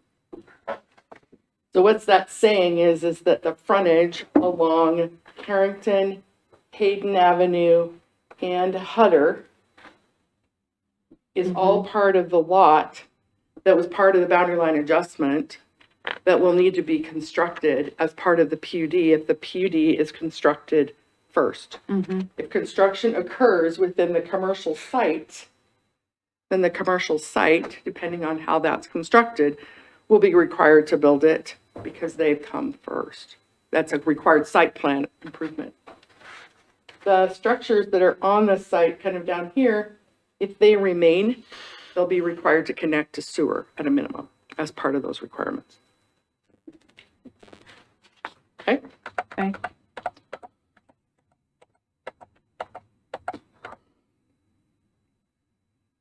Okay, then C of those 4 standards, yes? The property to the east. Yeah, that one. Yeah. How big are those lots? You know, average? They meet the minimum requirements, I don't know, on average, they meet the minimum requirements for the R1 zone. The benefits, combinations of land uses and interrelationship with the land uses in the surrounding area justify or don't justify the deviation from standard zoning district regulations. So the light industrial area is about 16 acres, and the single-family residential area is about 111 acres. And policy 12 identifies that to encourage rezoning and zoning text amendments to support the creation of strategic nodes, higher density development, transition zones between residential and industrial uses.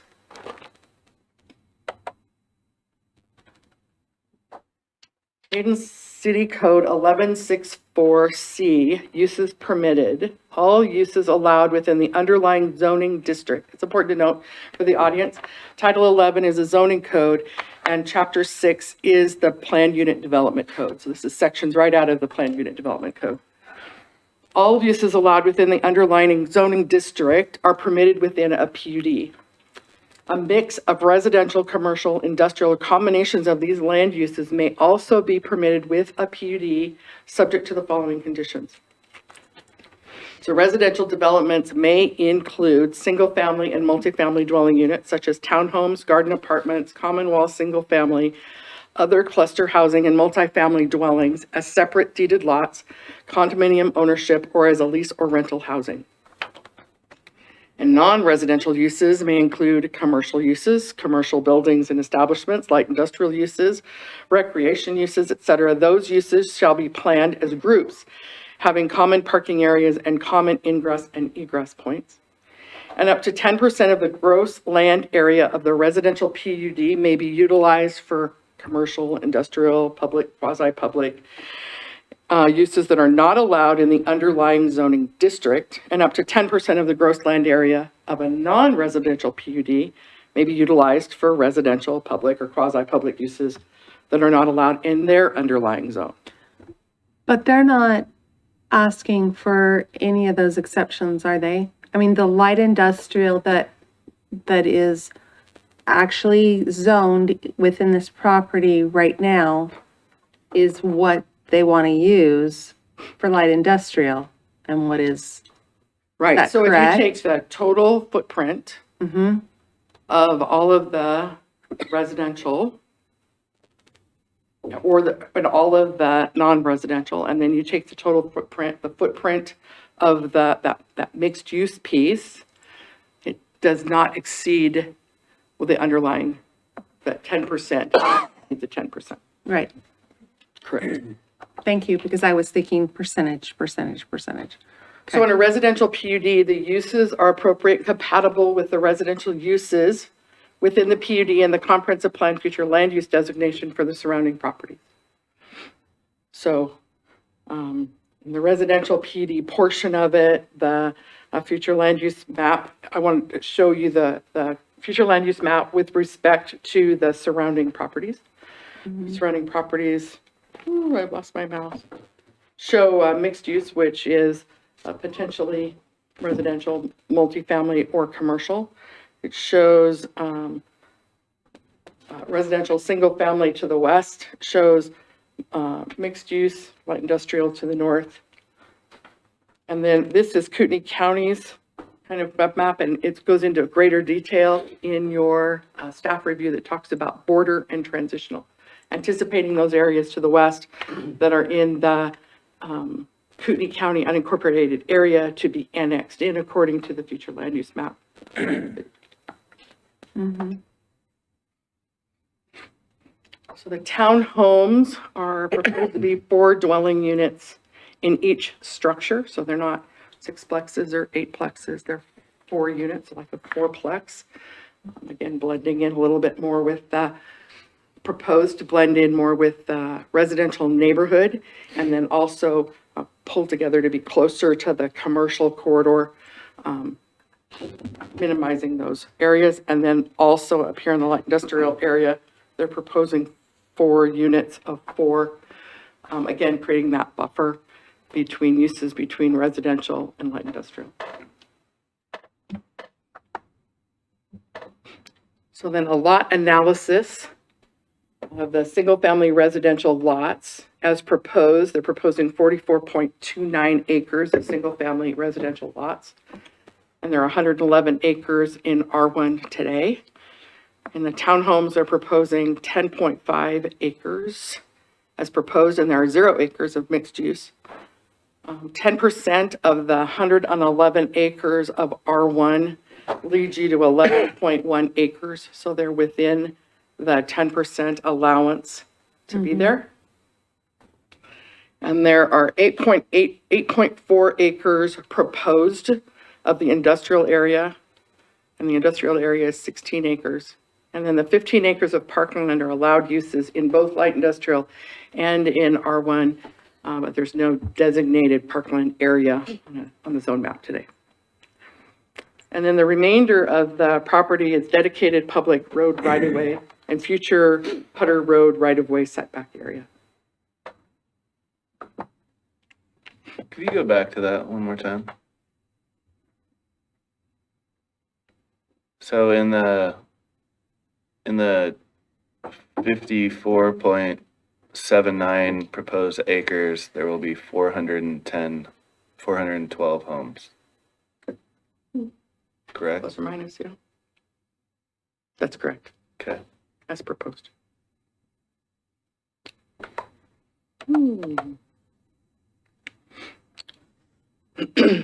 So the uses are intended to serve principally the owners, residents, or occupants of the PUD. And the proposed uses of the light industrial is for self-storage, primarily for the residents of the PUD, but not restricted to just the owners. The uses are planned as an integral part of the PUD. The design is proposed is to integrally allow for a variety of park uses and connections, and to buffer more intense uses along the commercial Hayden corridor and the light industrial corridor of Phantom. Individual access points to the collectors will be limited in accordance with the access policies. And varying price points as for the residential lots is to foster more residents of Hayden to work in Hayden as proposed. The uses are located and so designed as to provide suitable access to a collector or arterial street without creating congestion or traffic hazards. So access to the site will be primarily from Carrington Street with secondary access from Hayden Avenue through Downing Lane. Downing shall be a right in, right out. So you're not going to be making lefts into Downing, and you're not going to be making lefts out of Downing. Fire and City of Hayden access policy shall be followed, requiring 2 access points with the development of the first phase of the project. And then the 5th standard is that a proposed timetable for the development of the various uses is specified and shall be approved, provided that each phase of development is consistent with the above standards. And so they provided a phasing plan where they kind of think the phases are going to land, but that's going to get fine-tuned as part of the final PUD, because we need to have to hone in on the infrastructure that would be required for each phase. So it gets much more specific in that piece. They're proposing that phase 1, if approved, would begin in 2024. So the non-residential uses, there's 1 lot north of Phantom Avenue, which is up here in blue. Landscape and setback buffers to residential would be applicable. Phantom connects the non-residential uses to the east to Dakota Avenue, which continues to the west. So Phantom is up here. This is Carrington. They're building it now, Rob, right? Phantom's getting built now across Carrington. Drawings are approved. Drawings are approved. So Phantom will continue to the east across the whole north end of the Carrington subdivision. And then there's a small gap between Carrington and Atlas, and then it will connect through to the airport. So D, the proposed development is consistent or it meets the standards of approval for a conditional use permit in accordance with 11.7.3 of this title.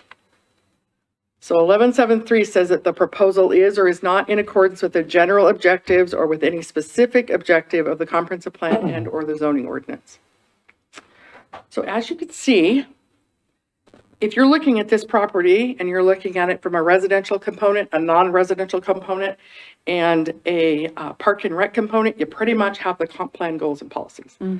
So pretty much all of them could apply in one form or another. And I'm not going to read all of those. They're in your staff review, and they're also as an appendix in the back of the staff review.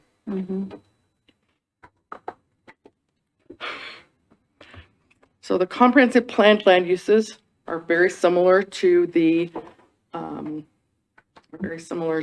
zone designations that we've looked at previously.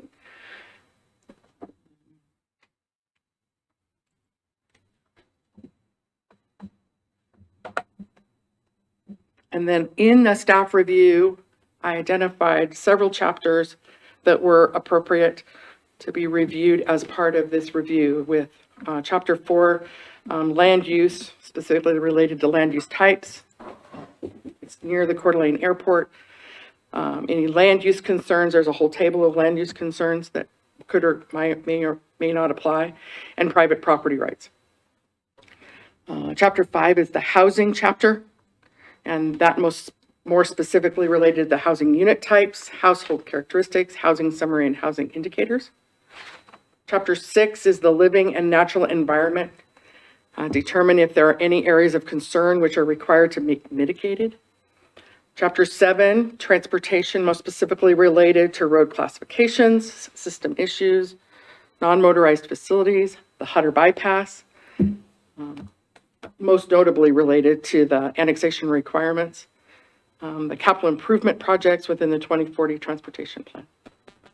Chapter 8, economic development, more specifically related to the professions of residents living in Hayden and the inflow and outflow of employees in the economic development summary.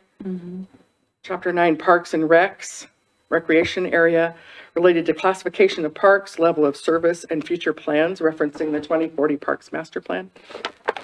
Chapter 10, local services, both within the city of Hayden with respect to commissions and those public agencies providing service to the citizens, to include schools, police services, fire protection, electrical, natural gas, telephone, solid waste, water service, and sewer service. All of those utility providers were noticed as part of the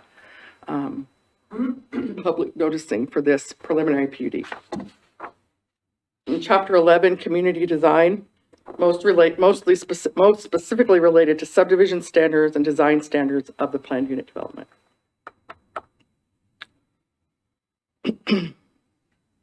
Zone definitions are the same as what we previously talked about, and also see page 21 of the staff review.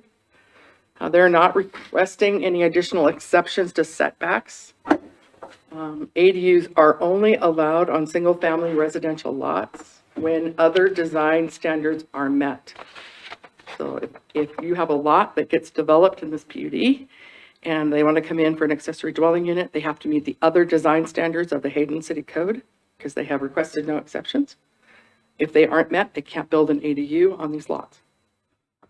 And height restrictions may apply to structures near the airport in accordance with the Hayden City Code.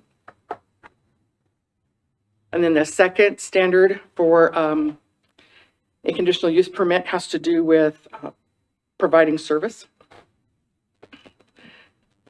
And that a complete analysis shall occur at the time of subdivision site development in conformance with the Hayden City Code's policies and standards. So Hayden Lake Irrigation District is the water purveyor, and there is a well on site that they're requesting that they become the owner of. The city is the sewer purveyor, and the entire site is within the H7 sewer basin. Northern Lakes Fire Protection District is the fire provider, and streets shall be constructed in accordance with the adopted typical sections. And then 3, the design and planning of the site is or is not compatible with the location, setting, and existing uses and the intended character of the general vicinity. And that analysis has been done through this entire staff review. So notice was sent to 28 agencies, and of those 28 agencies, the Kootenai County Sheriff's Office noted that they didn't see any immediate impact that would prevent it from being approved. They would like to make the city aware of the impact that it would have on public safety for the city of Hayden, and their comments are in your staff review. Hayden Area Regional Sewer Board requested an odor easement on the plat and that additional language be included in all lease and rental agreements within the planned unit development. And Ken Wintram has been sitting here patiently from Harbs, I imagine, he testified during public comments. Idaho Department of Environmental Quality did not complete a thorough review of the documents provided, but they did provide general comments that they should be applied as appropriate to specific project, and they listed a whole plethora of folks that should be contacted in various parts and pieces. Idaho Department of Water Resources thought that the property should annex into Hayden Lake Irrigation District, but if they didn't, they had directions regarding wells. Charter, which is the kind of parent company to Spectrum, wants to be involved, and so they requested start dates, and Avondale Irrigation District didn't have any comments. Avondale Irrigation District has parts and pieces of water in other areas nearby, so we just noticed them as part of the process in case I didn't know that they were over there when they were. We did receive 2 public comments that I passed out to the commissioners, and they'll be read into testimony. Both of them were in opposition. Then we have a few staff recommended conditions of approval that I am summarizing. They are not written verbatim, and I would suggest that if they are approved, if the commission approves this and goes with the staff recommended conditions, you reference back to the staff review for the actual verbiage. So this PUD remains subject to the requirements of the annexation agreement. Conditions noted herein here may be modified at the time of the final PUD, or maybe the preliminary or final plat application based on the demonstrated need for functionality, connectivity, or similar needs. The staff review is based on the plan proposed by the applicant, and the conditions are developed using that proposal. More specific infrastructure timing table shall be required at time of final PUD submittal. Mitigation related to the requirements identified in the transportation impact analysis and their timing shall be identified in the timing table of the infrastructure as required.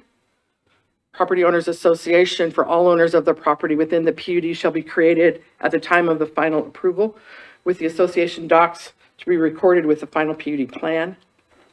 And a legal instrument providing for the perpetual funding for maintenance of the required areas shall be recorded with the county prior to the recordation of the first final plat. Dedication of the parkland as a requirement of the annexation agreement shall be in accordance with the final timing plan for the infrastructure improvements and shall be identified as a condition of approval within the subdivision conditions of approval. And the parkland shall only come to the city once it's free and clear of all liens and encumbrances. Dedication of commonly owned property to the POA shall be in accordance with the final with the final plat. Let's see, what did I write? In accordance with the final plat for the infrastructure, oh, yeah. Well, dedication, anyway, it has to happen at the time. It has to be deeded at the time of the final plat. Free and clear of all liens and encumbrances.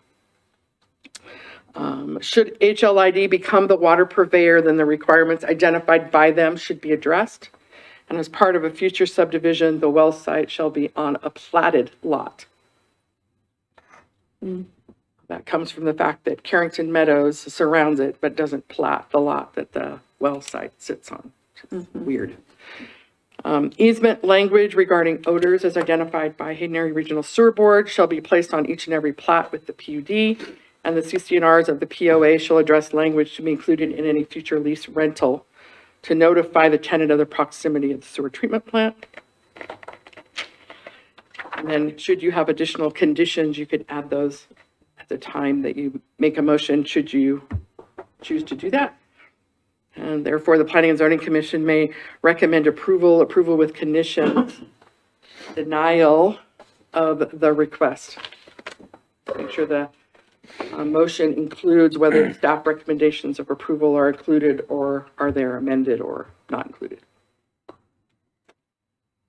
That's all I have. I stand for questions. Thank you, Dawn. Any questions from the commission? Anybody? I think I asked mine as we went. What's the purpose of the right in, right out, and then using the like, what's the thought there? Is there gonna be a divider The down the purpose is middle just at to some reduce the point? number So of that's why? conflicts for entering and exiting the development from Hayden Avenue. Hayden Avenue is going to be a 5-lane road in the future, and it'll increase safety. So but if the primary way to get in there is only gonna be Carrington, was it not gonna be the same issue? The reason I ask, if you come up over Hayden Avenue and there's a rise in the road right there by that old farmhouse or whatever you wanna call it there. And to me, it seemed like if you open yourself up for more problems by being able to make a left turn to go east on Hayden Avenue out of Carrington with the way people drive well north of 45 miles an hour coming into the Hayden city limits there when they make I don't know, it just seems like that'd be an opportunity for more problems there itself because of that little And little that's one rise. thing that the traffic impact analysis will try to address. Okay.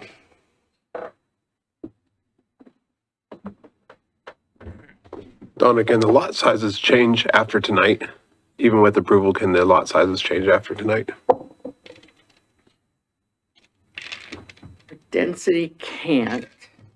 And as we work through the final PUD plan, they may change slightly in order to meet configuration size. Okay.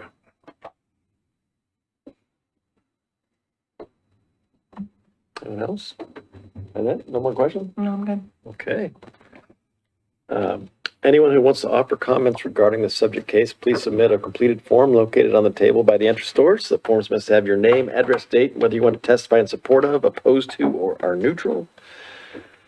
Ready to go. Anyone planning to speak must do so at the podium so your remarks can be heard in the recording system. All questions and comments will be directed to the commission, not the applicant. The applicant will have the opportunity to answer questions and offer a rebuttal after all public testimony is completed. All speakers will need to state their name and address for the record before they begin speaking. I will call first those supporting the application, then those uncommitted, and finally those opposed to the application. Mr. Chair, what's your slide? Let's go back to the PUD, the 5. UD the 5. Tell me when to stop. Conditions of, Right. what are you Keep looking going, for? keep going. There we go. Yeah, the reasons why a PUD. there. Yep, and go back. There we go. Just the They're first. not on one slide. Yep, Yeah. that's okay. We at least know where it is in our. Okay. All right. And then do we have anybody signed up for testimony? think it's fine. I have another. Yeah, I'll fill one out, might as well. Thank you.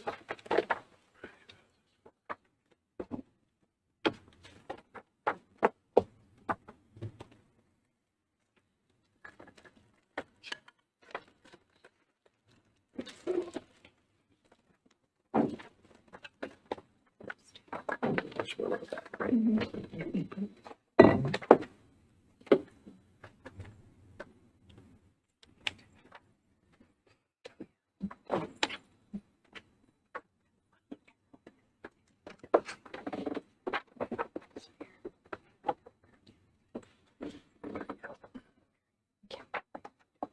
Right now I have 2 people opposed, and then go through it.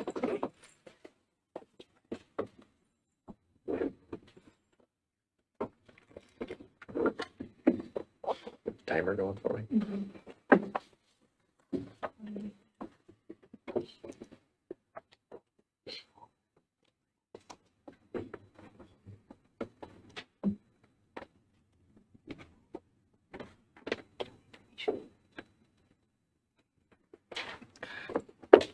Oh, okay. She'll take it. I'll sit. So we have 3 against and 2 neutral. Okay, so we have 2 neutral and 3 against. I will call the neutral first. Teresa Roth.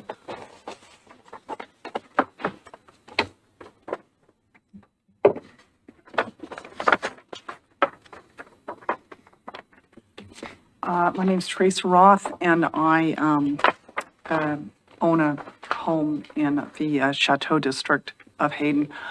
I've been following the comp plan issues very closely, and I'm very concerned about this development.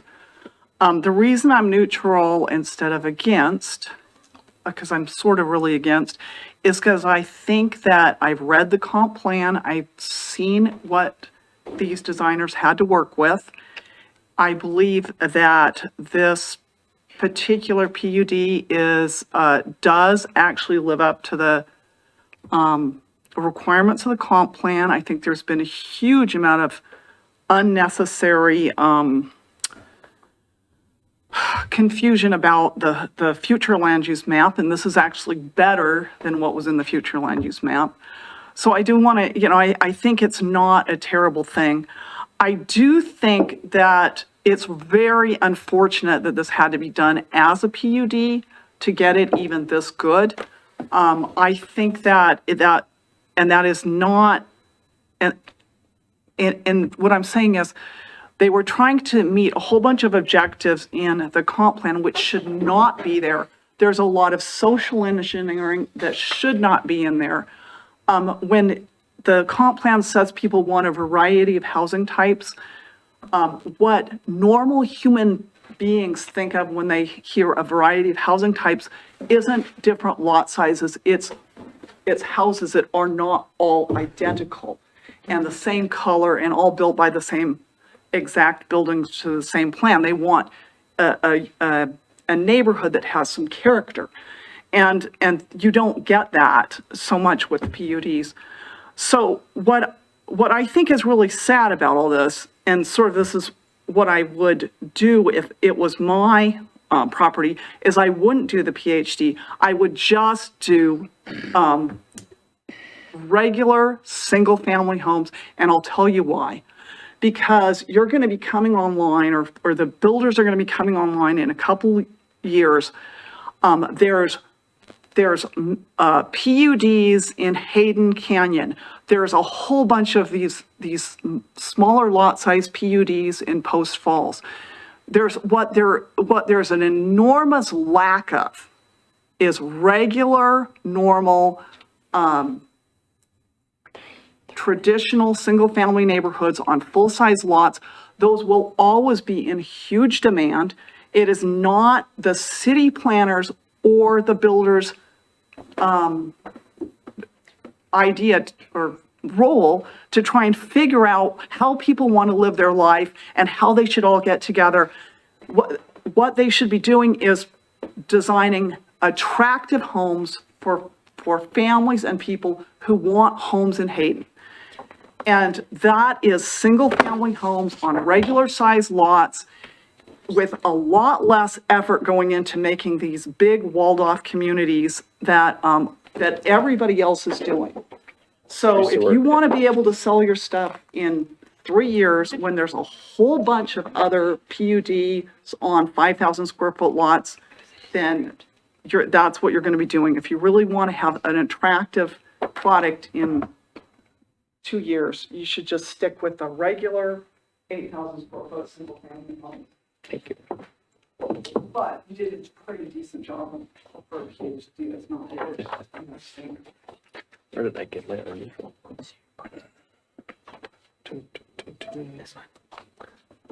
Kent Wyndham, he's neutral. I'm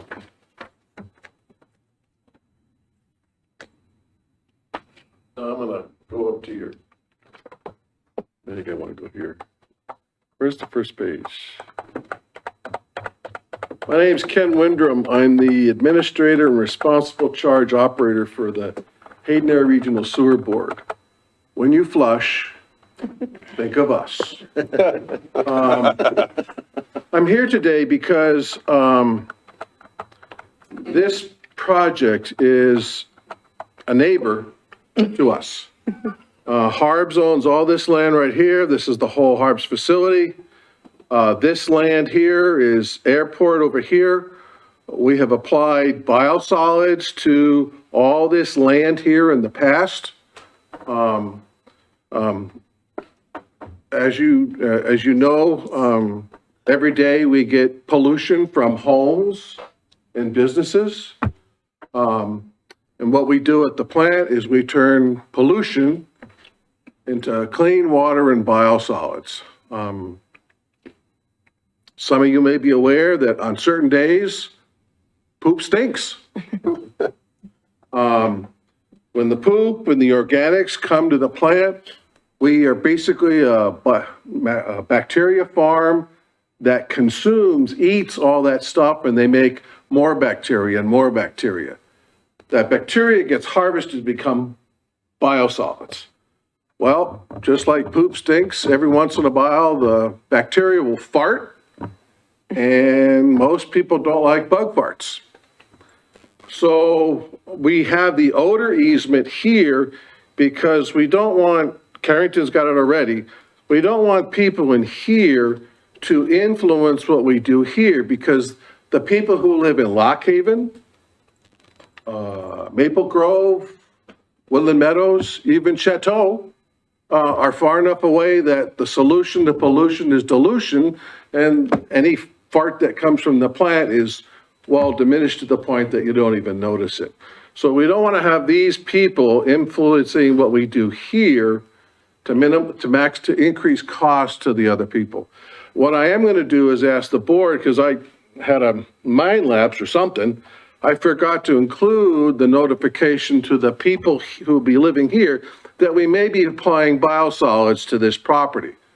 Going from this building right here out to this field is by far the cheapest way for us to dispose of biosolids per DEQ requirements for land application for farming needs, where the biosolids have nitrogen and phosphorus in it, and it's great to grow crops with, or whatever the farmer wants to do. So I want to make you all aware that we will be hoping and getting an easement for odors, and also the acknowledgement to the people when they move in here that biosolids will be applied to this acreage up here. That's all. Thank you. Go back to where you were, Donna. Hi, right there. Thank you. Thank you. Two individuals we have, let's see. Gary Nola, he is against.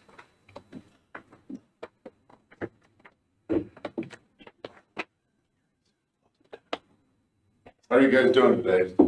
Very well, thank you. My name's Gary Nola. I'm only against it because they still haven't fixed Hutter, and that is a traffic nightmare.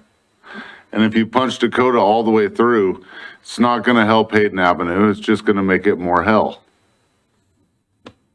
That is my only complaint. Thank you.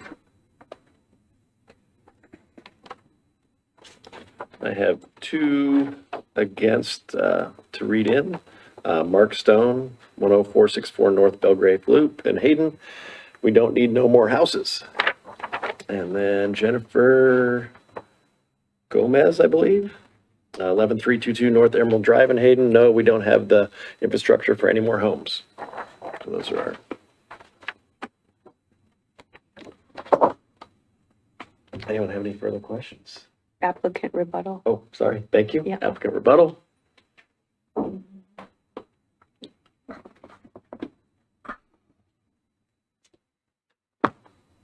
Again, Jeremy Terzulli with the development team. Appreciate everyone's comments.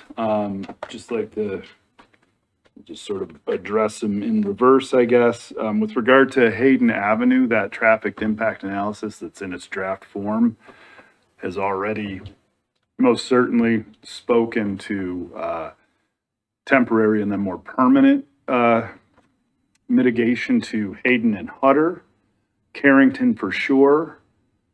Meyer and Hayden were addressed in that, as well as Atlas, Ramsey, and all the way back to 95. So that's something that will get worked through with city staff, with KMPO, with Post Falls Highway District. The entire gamut will be run to make sure that Hayden Avenue performs better than it currently does, because it is, unfortunately, growth or no growth in Hayden, that traffic isn't all just Hayden residents. It's the entire community growing.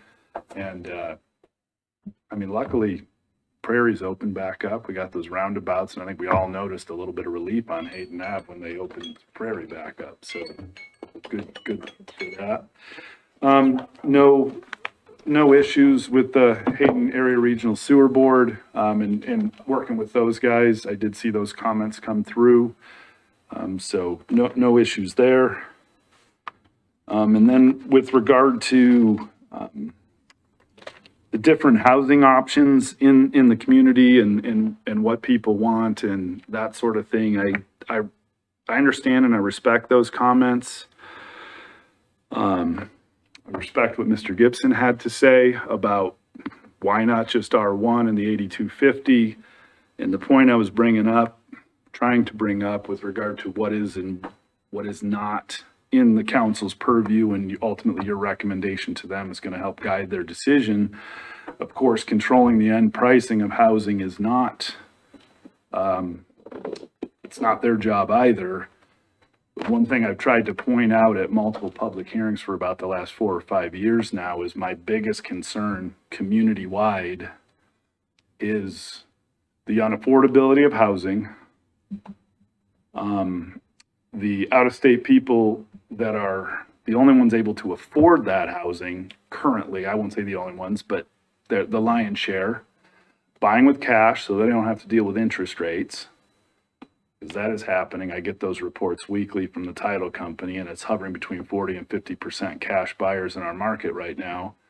My biggest fear is that if we do not provide a variety of housing, and of course, we're not going to control price points, if we don't provide that variety of housing in our community, we are going to export the next generation of Kootenai County residents and replace them with transplants. I feel like that's happening right now. So that's something I think as a community, it is incumbent upon us as a community to try to look towards solutions to that. And I do respect all the comments that came forth, and that is my 2 cents. With that, do you have any other questions? Otherwise, I look forward to deliberations. When is this looking to be done? Like, what's the projected finish? Let's, first we got to figure out if it ever starts, but let's assume it starts tomorrow. Right? Let's assume we were ready to break ground on it tomorrow. We would be looking at, or potentially 5 phases, with each phase taking somewhere between 18 and 24 months. So I would anticipate a 6 to 10 year build out. Okay. Then, Mr. Wright, do we have any idea on how long until there's something done about the road on Hutter and Hayden and increasing the size of the road or anything like that? Well, I believe that that would probably be in the final PUD as a condition. But I'm thinking that, and Jeremy talked about it, the widening of Hayden Avenue is phase 1. Okay. So most of that would not be completed until after Hayden is widened and something's done to alleviate the traffic that would create. Yeah, and just to touch on, are you familiar with the traffic impact analysis? So the developer has to pay for the city's preferred contractor consultant to go out and, you see all the rubber strips across the road, you run over them, it's trip counters. We paid for 95 all the way to 41, point south on Prairie. And so what they do is they analyze how much volume is coming through right now. And then the ITE guides you to say how many, that's International Transportation Engineers guidebook tells you how much traffic you should anticipate from the commercial uses, from the residential uses. And so what they do is they assign this development, your direct impact to this intersection is going to put it at a failing level of service or move it down a grade. And so therefore, and Rob can talk to this more, as you guys, and you've sat in on the capital improvement projects, right? You've got city has to establish their first tier capital improvement projects. Where are we at level of service failing? Those get identified. Those are the ones that impact fees can be allocated towards. You can't just on a whim say, you know what? I don't like that over there. We're going to funnel money over there. You have to rank them, establish them. These are all in tier 1 or tier 2 of your capital improvement projects upcoming. So with impact fees, with the analysis of that traffic impact analysis, the developer, staff, this commission, we could have a roundtable about it, can sit down and say, before rooftop number 1, or before C of O over here, or before, restaurant in the commercial, these things need to happen. We need a temporary light at Hutter and Hayden. We need a, four-way light, or we need a permanent light there, or you've got to contribute $200,000 towards the roundabout at Atlas and Hayden. And we're going to look at the whole thing, the entire corridor, what the impact of this development is per phase, and how to kind of work through all of that.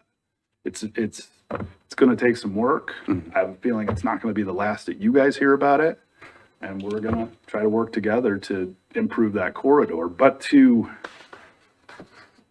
the greatest tool this city has to improve the traffic situation that everybody talks about is collection of impact fees, The tax base, and I pointed this out in my narrative, it's insufficient. It's not going to do it.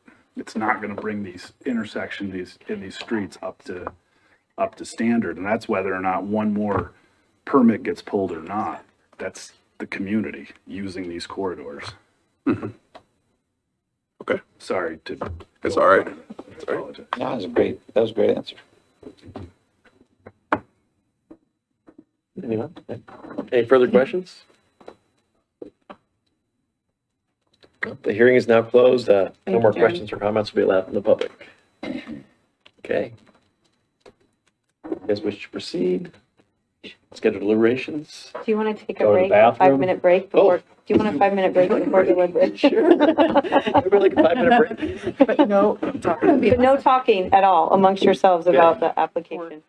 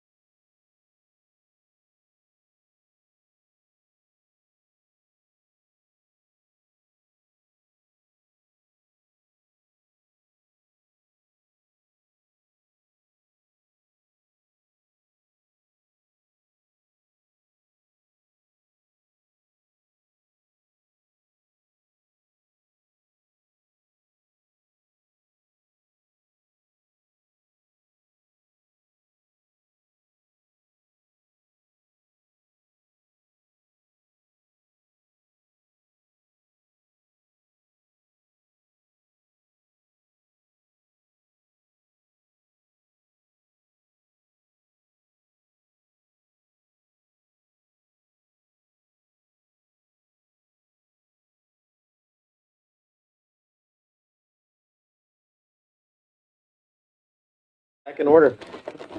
Wait, there we go. Oh, there we go. Okay. Meeting's called back to order. I'm breaking things. Thought someone dropped the gavel. Yeah, I thought that was the gavel exact. I know, it sounded like it. She's getting aggressive. She wants to go home. Keith, you want to start? Sorry.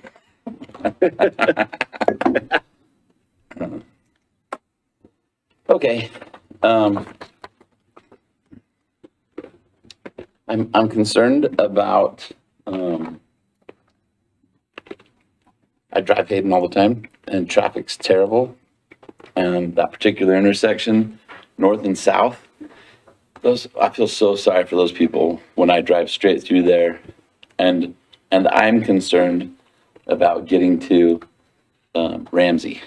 And I'm trying to think, how do I get around that stop sign? And I'm thinking, go around other ways. So, whether it's 400 more roofs with cars per house or 300 or 200, I'm concerned about traffic. I'm concerned about what the community wants. Now, I understand that impact fees help with infrastructure. I get it. I'm glad to hear that Hayden's going to get widened. That's great. I think that we're not going to have the money to improve our infrastructure if we don't approve some building projects. I feel like we're supposed to protect the rights of the landowners to develop their property within the bounds that we're, confined by.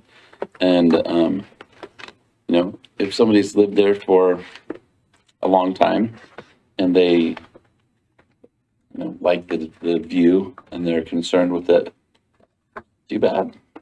By the view. That's not fair to somebody else. You can't develop because this person is going to have their view obstructed. So I feel like the whole thing is we're weighing out the pros and the cons and trying to figure out. I don't feel like it's our place to control prices or who buys what. I feel like it's our place to hold the line on what zoning is, and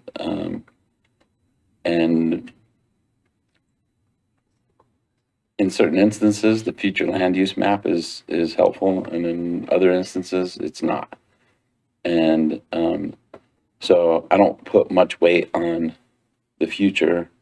I look at traffic now. I look at zoning now. I look at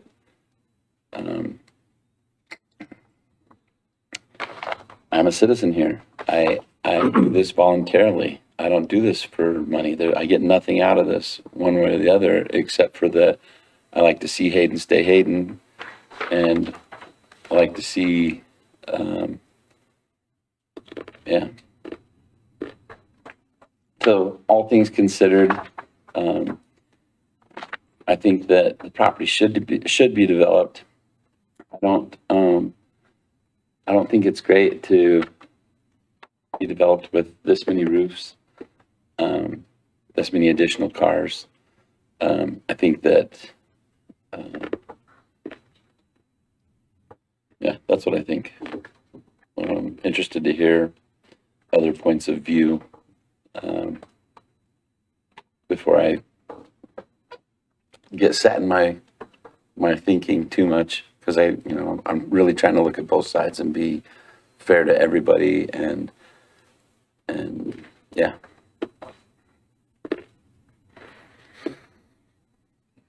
Joel? I like what they're trying to do with trying to bring in some affordable housing, because the house that I currently live in, I couldn't afford that. No matter how much I work, I couldn't afford that house. It took my grandmother-in-law passing away to get that house. So something that I could possibly afford, that would be nice if I wasn't in this house. So I appreciate them doing that. And I'm not sure if I heard right, but if in phase one, they do some work on the road on Hayden Avenue with some widening, do something to Hayden Road, and that quickens it, and bringing on this PUD hastens the development of Hayden Road, and I'm for that. And I don't know if this would be the stage where we put in some sort of request or stipulation that they put in a light at Hayden and Hutter. I'd like to see that done as soon as possible, whether there's widening or not, but that would be nice. It'll come back to you for final PUD with a master development agreement. That's where all of those details will. Cool, thank you. Okay. That's kind of where the rubber hits the road. Yeah. But being kind of new to this and being from Parks and Rec, I'm not too familiar with all the ins and outs yet, but I'd like to see this done. I don't really recognize anywhere else in Hayden that has this, because I don't really see affordable housing in Hayden. So if this can bring, it's all relative. So I mean, affordable to me or not affordable to me is affordable to somebody else, but I kind of welcome this.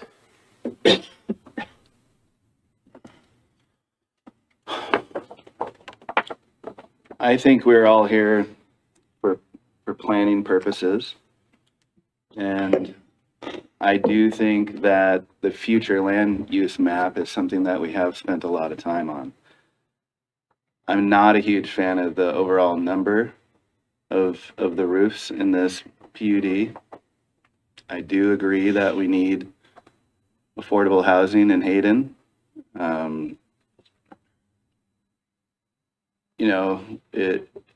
Yes, we have a zone that we have right now, but when we do look at the future land use map, more than half of this property was set to be mixed use. When I did the math, after asking about how many homes were going to be on the lots at 54 acres, that equals 7.5 units per acre, not including all of the roads, obviously. But that concerns me a little bit. But remember, the annexation agreement is based on gross acres. No, I understand. I'm still, like you said, I'm all for planning and thinking about our future. And there is a need for affordable homes, regardless of what the price point truly is. So that's where I'm at right now. Me? Yeah, we'll go you. I think, like everyone has said, that the need for affordable housing, but it's kind of a red herring, because I'm not a realtor, but I've had my finger on the pulse here lately enough to know that with the rise in interest rates, the folks who are moderately squeezed out of costs around here at 4.5 or 5% interest rates now are squeezed out at 6 or 7. So the homes that are on the market that are, say, 600 and below are stagnant a little bit more. And the people that have the out of area money that are coming in and buying at a rate of 40% cash, more so are upwards of the homes that we're not even talking about. We're considering homes now of over $1 million. I mean, I like what they've shown us. The traffic drives me insane. And even if they widen Hayden in front of this, if the sewer guy was here and he told them, well, we need a 12-inch sewer pipe and it's neck down to 2 inches further down the line, the crap's still going to back up. And unless Hayden is going to be 5 lanes from Highway 41 to Highway 95, it doesn't matter. That's what needs to happen. And I'm sure I know what the backstory is, like we're not having the roundabout at Honeysuckle and Ramsey, and it's just more of the same. And I understand there's going to have to be impact fees to try to make this work, but the impact fees come. And frankly, I don't see the infrastructure improvements in Hayden that it needs to keep up with what's going on, whether these people live here or not, or passing through from Rathdrum or Post Falls or whatever. It's affecting us. But that's not the developer's fault. And so again, it comes down to landowners' rights. And I think what they've presented us is, I mean, I'm sure there's gonna be changes made, but I can't say no, especially tonight, under the box that we're working in, just because I don't like traffic on Hayden Avenue. So, but it's just, you know, more trips, more cars, so, I'll just have to be mindful of that in 10 years when Hayden Avenue is still 2 lanes, east of Ramsey, and, you know, it takes an hour to cross over. There's no roundabout, so that's all I have to say about that. Wow, you guys are Debbie Downers for sure. Okay, so, I just went to the Connect Kootenai, gathering of all of the planning and zonings and city councils and all that in Kootenai County. And I was really energized by some of the out-of-the-box thinking in how to create housing options for people who actually live here and don't just come to invest here and then jack up rentals. So I think there's lots of good options out there. But you have to start with a developer who's willing to think outside the box and create a variety of housing choices like this development. I appreciate that they did not seek further density bonuses and that kind of stuff, and they just went with what is. So I don't see this development being driven by greed, and certainly they're in business to make money, and I don't begrudge them that, but I don't see it driven by greed. I see it driven by what does our community need? And I do still have a few concerns about that, but I think those concerns are better dealt with in the detailed phases than it is in this phase. And I think right now, I think that the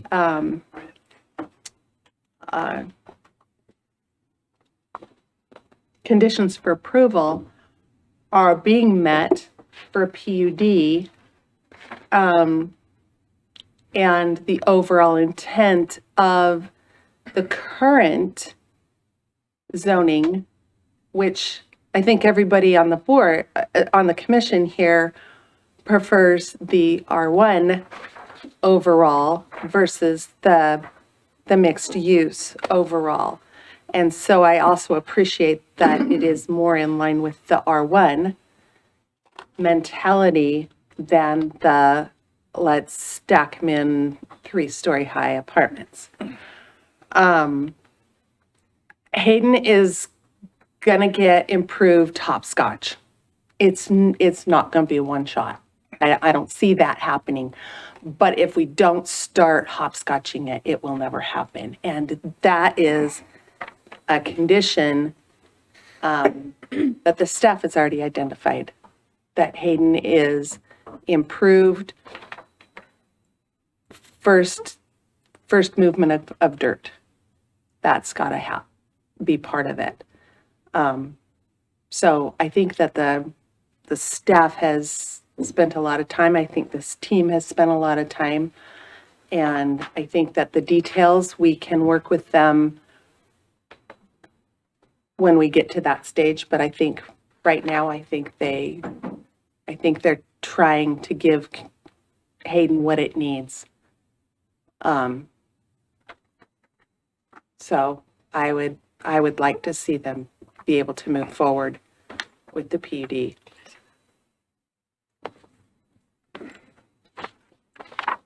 I'm gonna go through I guess we're here to Right. recommend approval for a PUD, so we'll look at it has to achieve one of 5 following objectives. And I'd say the first one's allow a variety of housing types, which they have done. I do think a variety in housing does mean different types of housing and sizing and pricing as opposed to just looking different from one another. So I think that a variety of housing is being achieved here. More useful pattern of open space with the parkways. The streets aren't set up in such a way that it's just checkerboard design. You've got some flow to the streets. The curve on Dakota may actually slow some people down if that becomes a more major thoroughfare. So I think A and B are both met. C, development pattern, there's not a lot of natural topography there, unless you say you want to keep it a hayfield.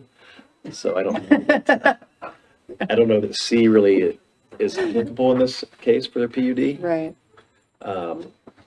I do think the land use is a little more efficient also, as it's not just a true checkerboard. And we have issues here when we try and put single family behind commercial or behind industrial. So the fact that you've got commercial, a little bit higher density on the townhomes and the smaller lots than open space and bigger lots, I think actually that design works, as well as having storage units close by so that it minimizes people filling their garages with stuff and not parking in their garage, which we all do. So I believe D and E are also applicable. So I think they've met 4 of the 5. They only have to technically meet 1. So I would recommend approval to the council for this PUD. I think we need to also consider that it's not like 400 rooftops are going to happen overnight. And a lot happens in 10 years. But I think that we have to plan for the future responsibly, and I think it fits. Is anybody comfortable making a motion or?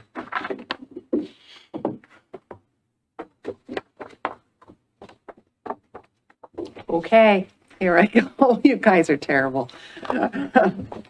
Can I have the number up so I say the right number, please? But you assume I can read it. Okay. I would like to make a motion that we recommend, correct? The PUD 11-6-5B3 for No, approval. it's PZE 230115. So was it wrong on what I just gave you? Uh-huh. I'm sorry. I think you're in Idaho code. is My what you're in the middle of. computer keeps going dead, so it's no longer up. It's up There you there go. There now. we go. Thank you.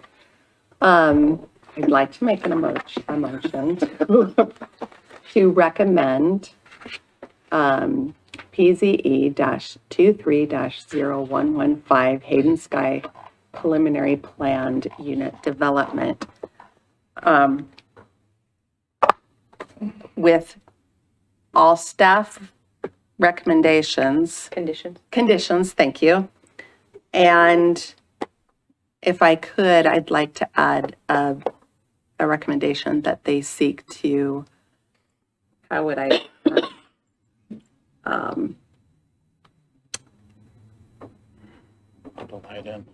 I'd like them to connect with Kootenai Connect and find creative ways to keep the housing available to actual residents and as minimize the investor enticement to this PUD. Is that appropriate? Can I say that? It's your motion. Okay, so moved. I'll second. Second. A roll call. Vice Chair Taylor, Yes. Commissioner Prickett, Yes. Commissioner Gibson, Begrudgingly, yes. Commissioner Bemis, Yes. Commissioner Johnson, Yes. and Commissioner Howard. Yes. Okay, motion passes. Sean, I like that you took the time to mention that the the housing choices and building types aren't necessarily something that you look at, but they're actually different homes. So I think that's really important. I mean, I feel like that was brought up earlier, and that doesn't make sense the way it was brought up earlier. We, thanks everybody for coming tonight. Oh, Yeah. You might have. What else do we have here? What else? Wait a minute. She's not done. The report. Where's my cheat sheet? She has her First report. meeting. Oh, yes, Donna. Community direct development report, please. So the decisions that you made tonight will come back to your January 8th meeting for approval. And then the public hearings for both of these will go to city council on their, it's not a hearing. Right. So forgive that. The hearing for the first thing that you heard tonight will be on the 23rd. I believe it's the 23rd at city council, and the public meeting for the planned unit development will be before city council the same night. And then you have a January 8th, so it's not the first, it's the second Monday of January. January 8th is your next Planning and Zoning Commission meeting, and it has a public hearing on it as well. Okay. Okay. Anything else? I don't think so. That is it. Thanks for coming. I guess I would add, if in the event there are substantial changes that end up coming back to you for another public hearing, which we don't anticipate, but in the event that were to happen, please don't communicate with anybody about this until it has gone through the process at city council. Okay. Thank you. That's all. Meeting adjourned. Awesome.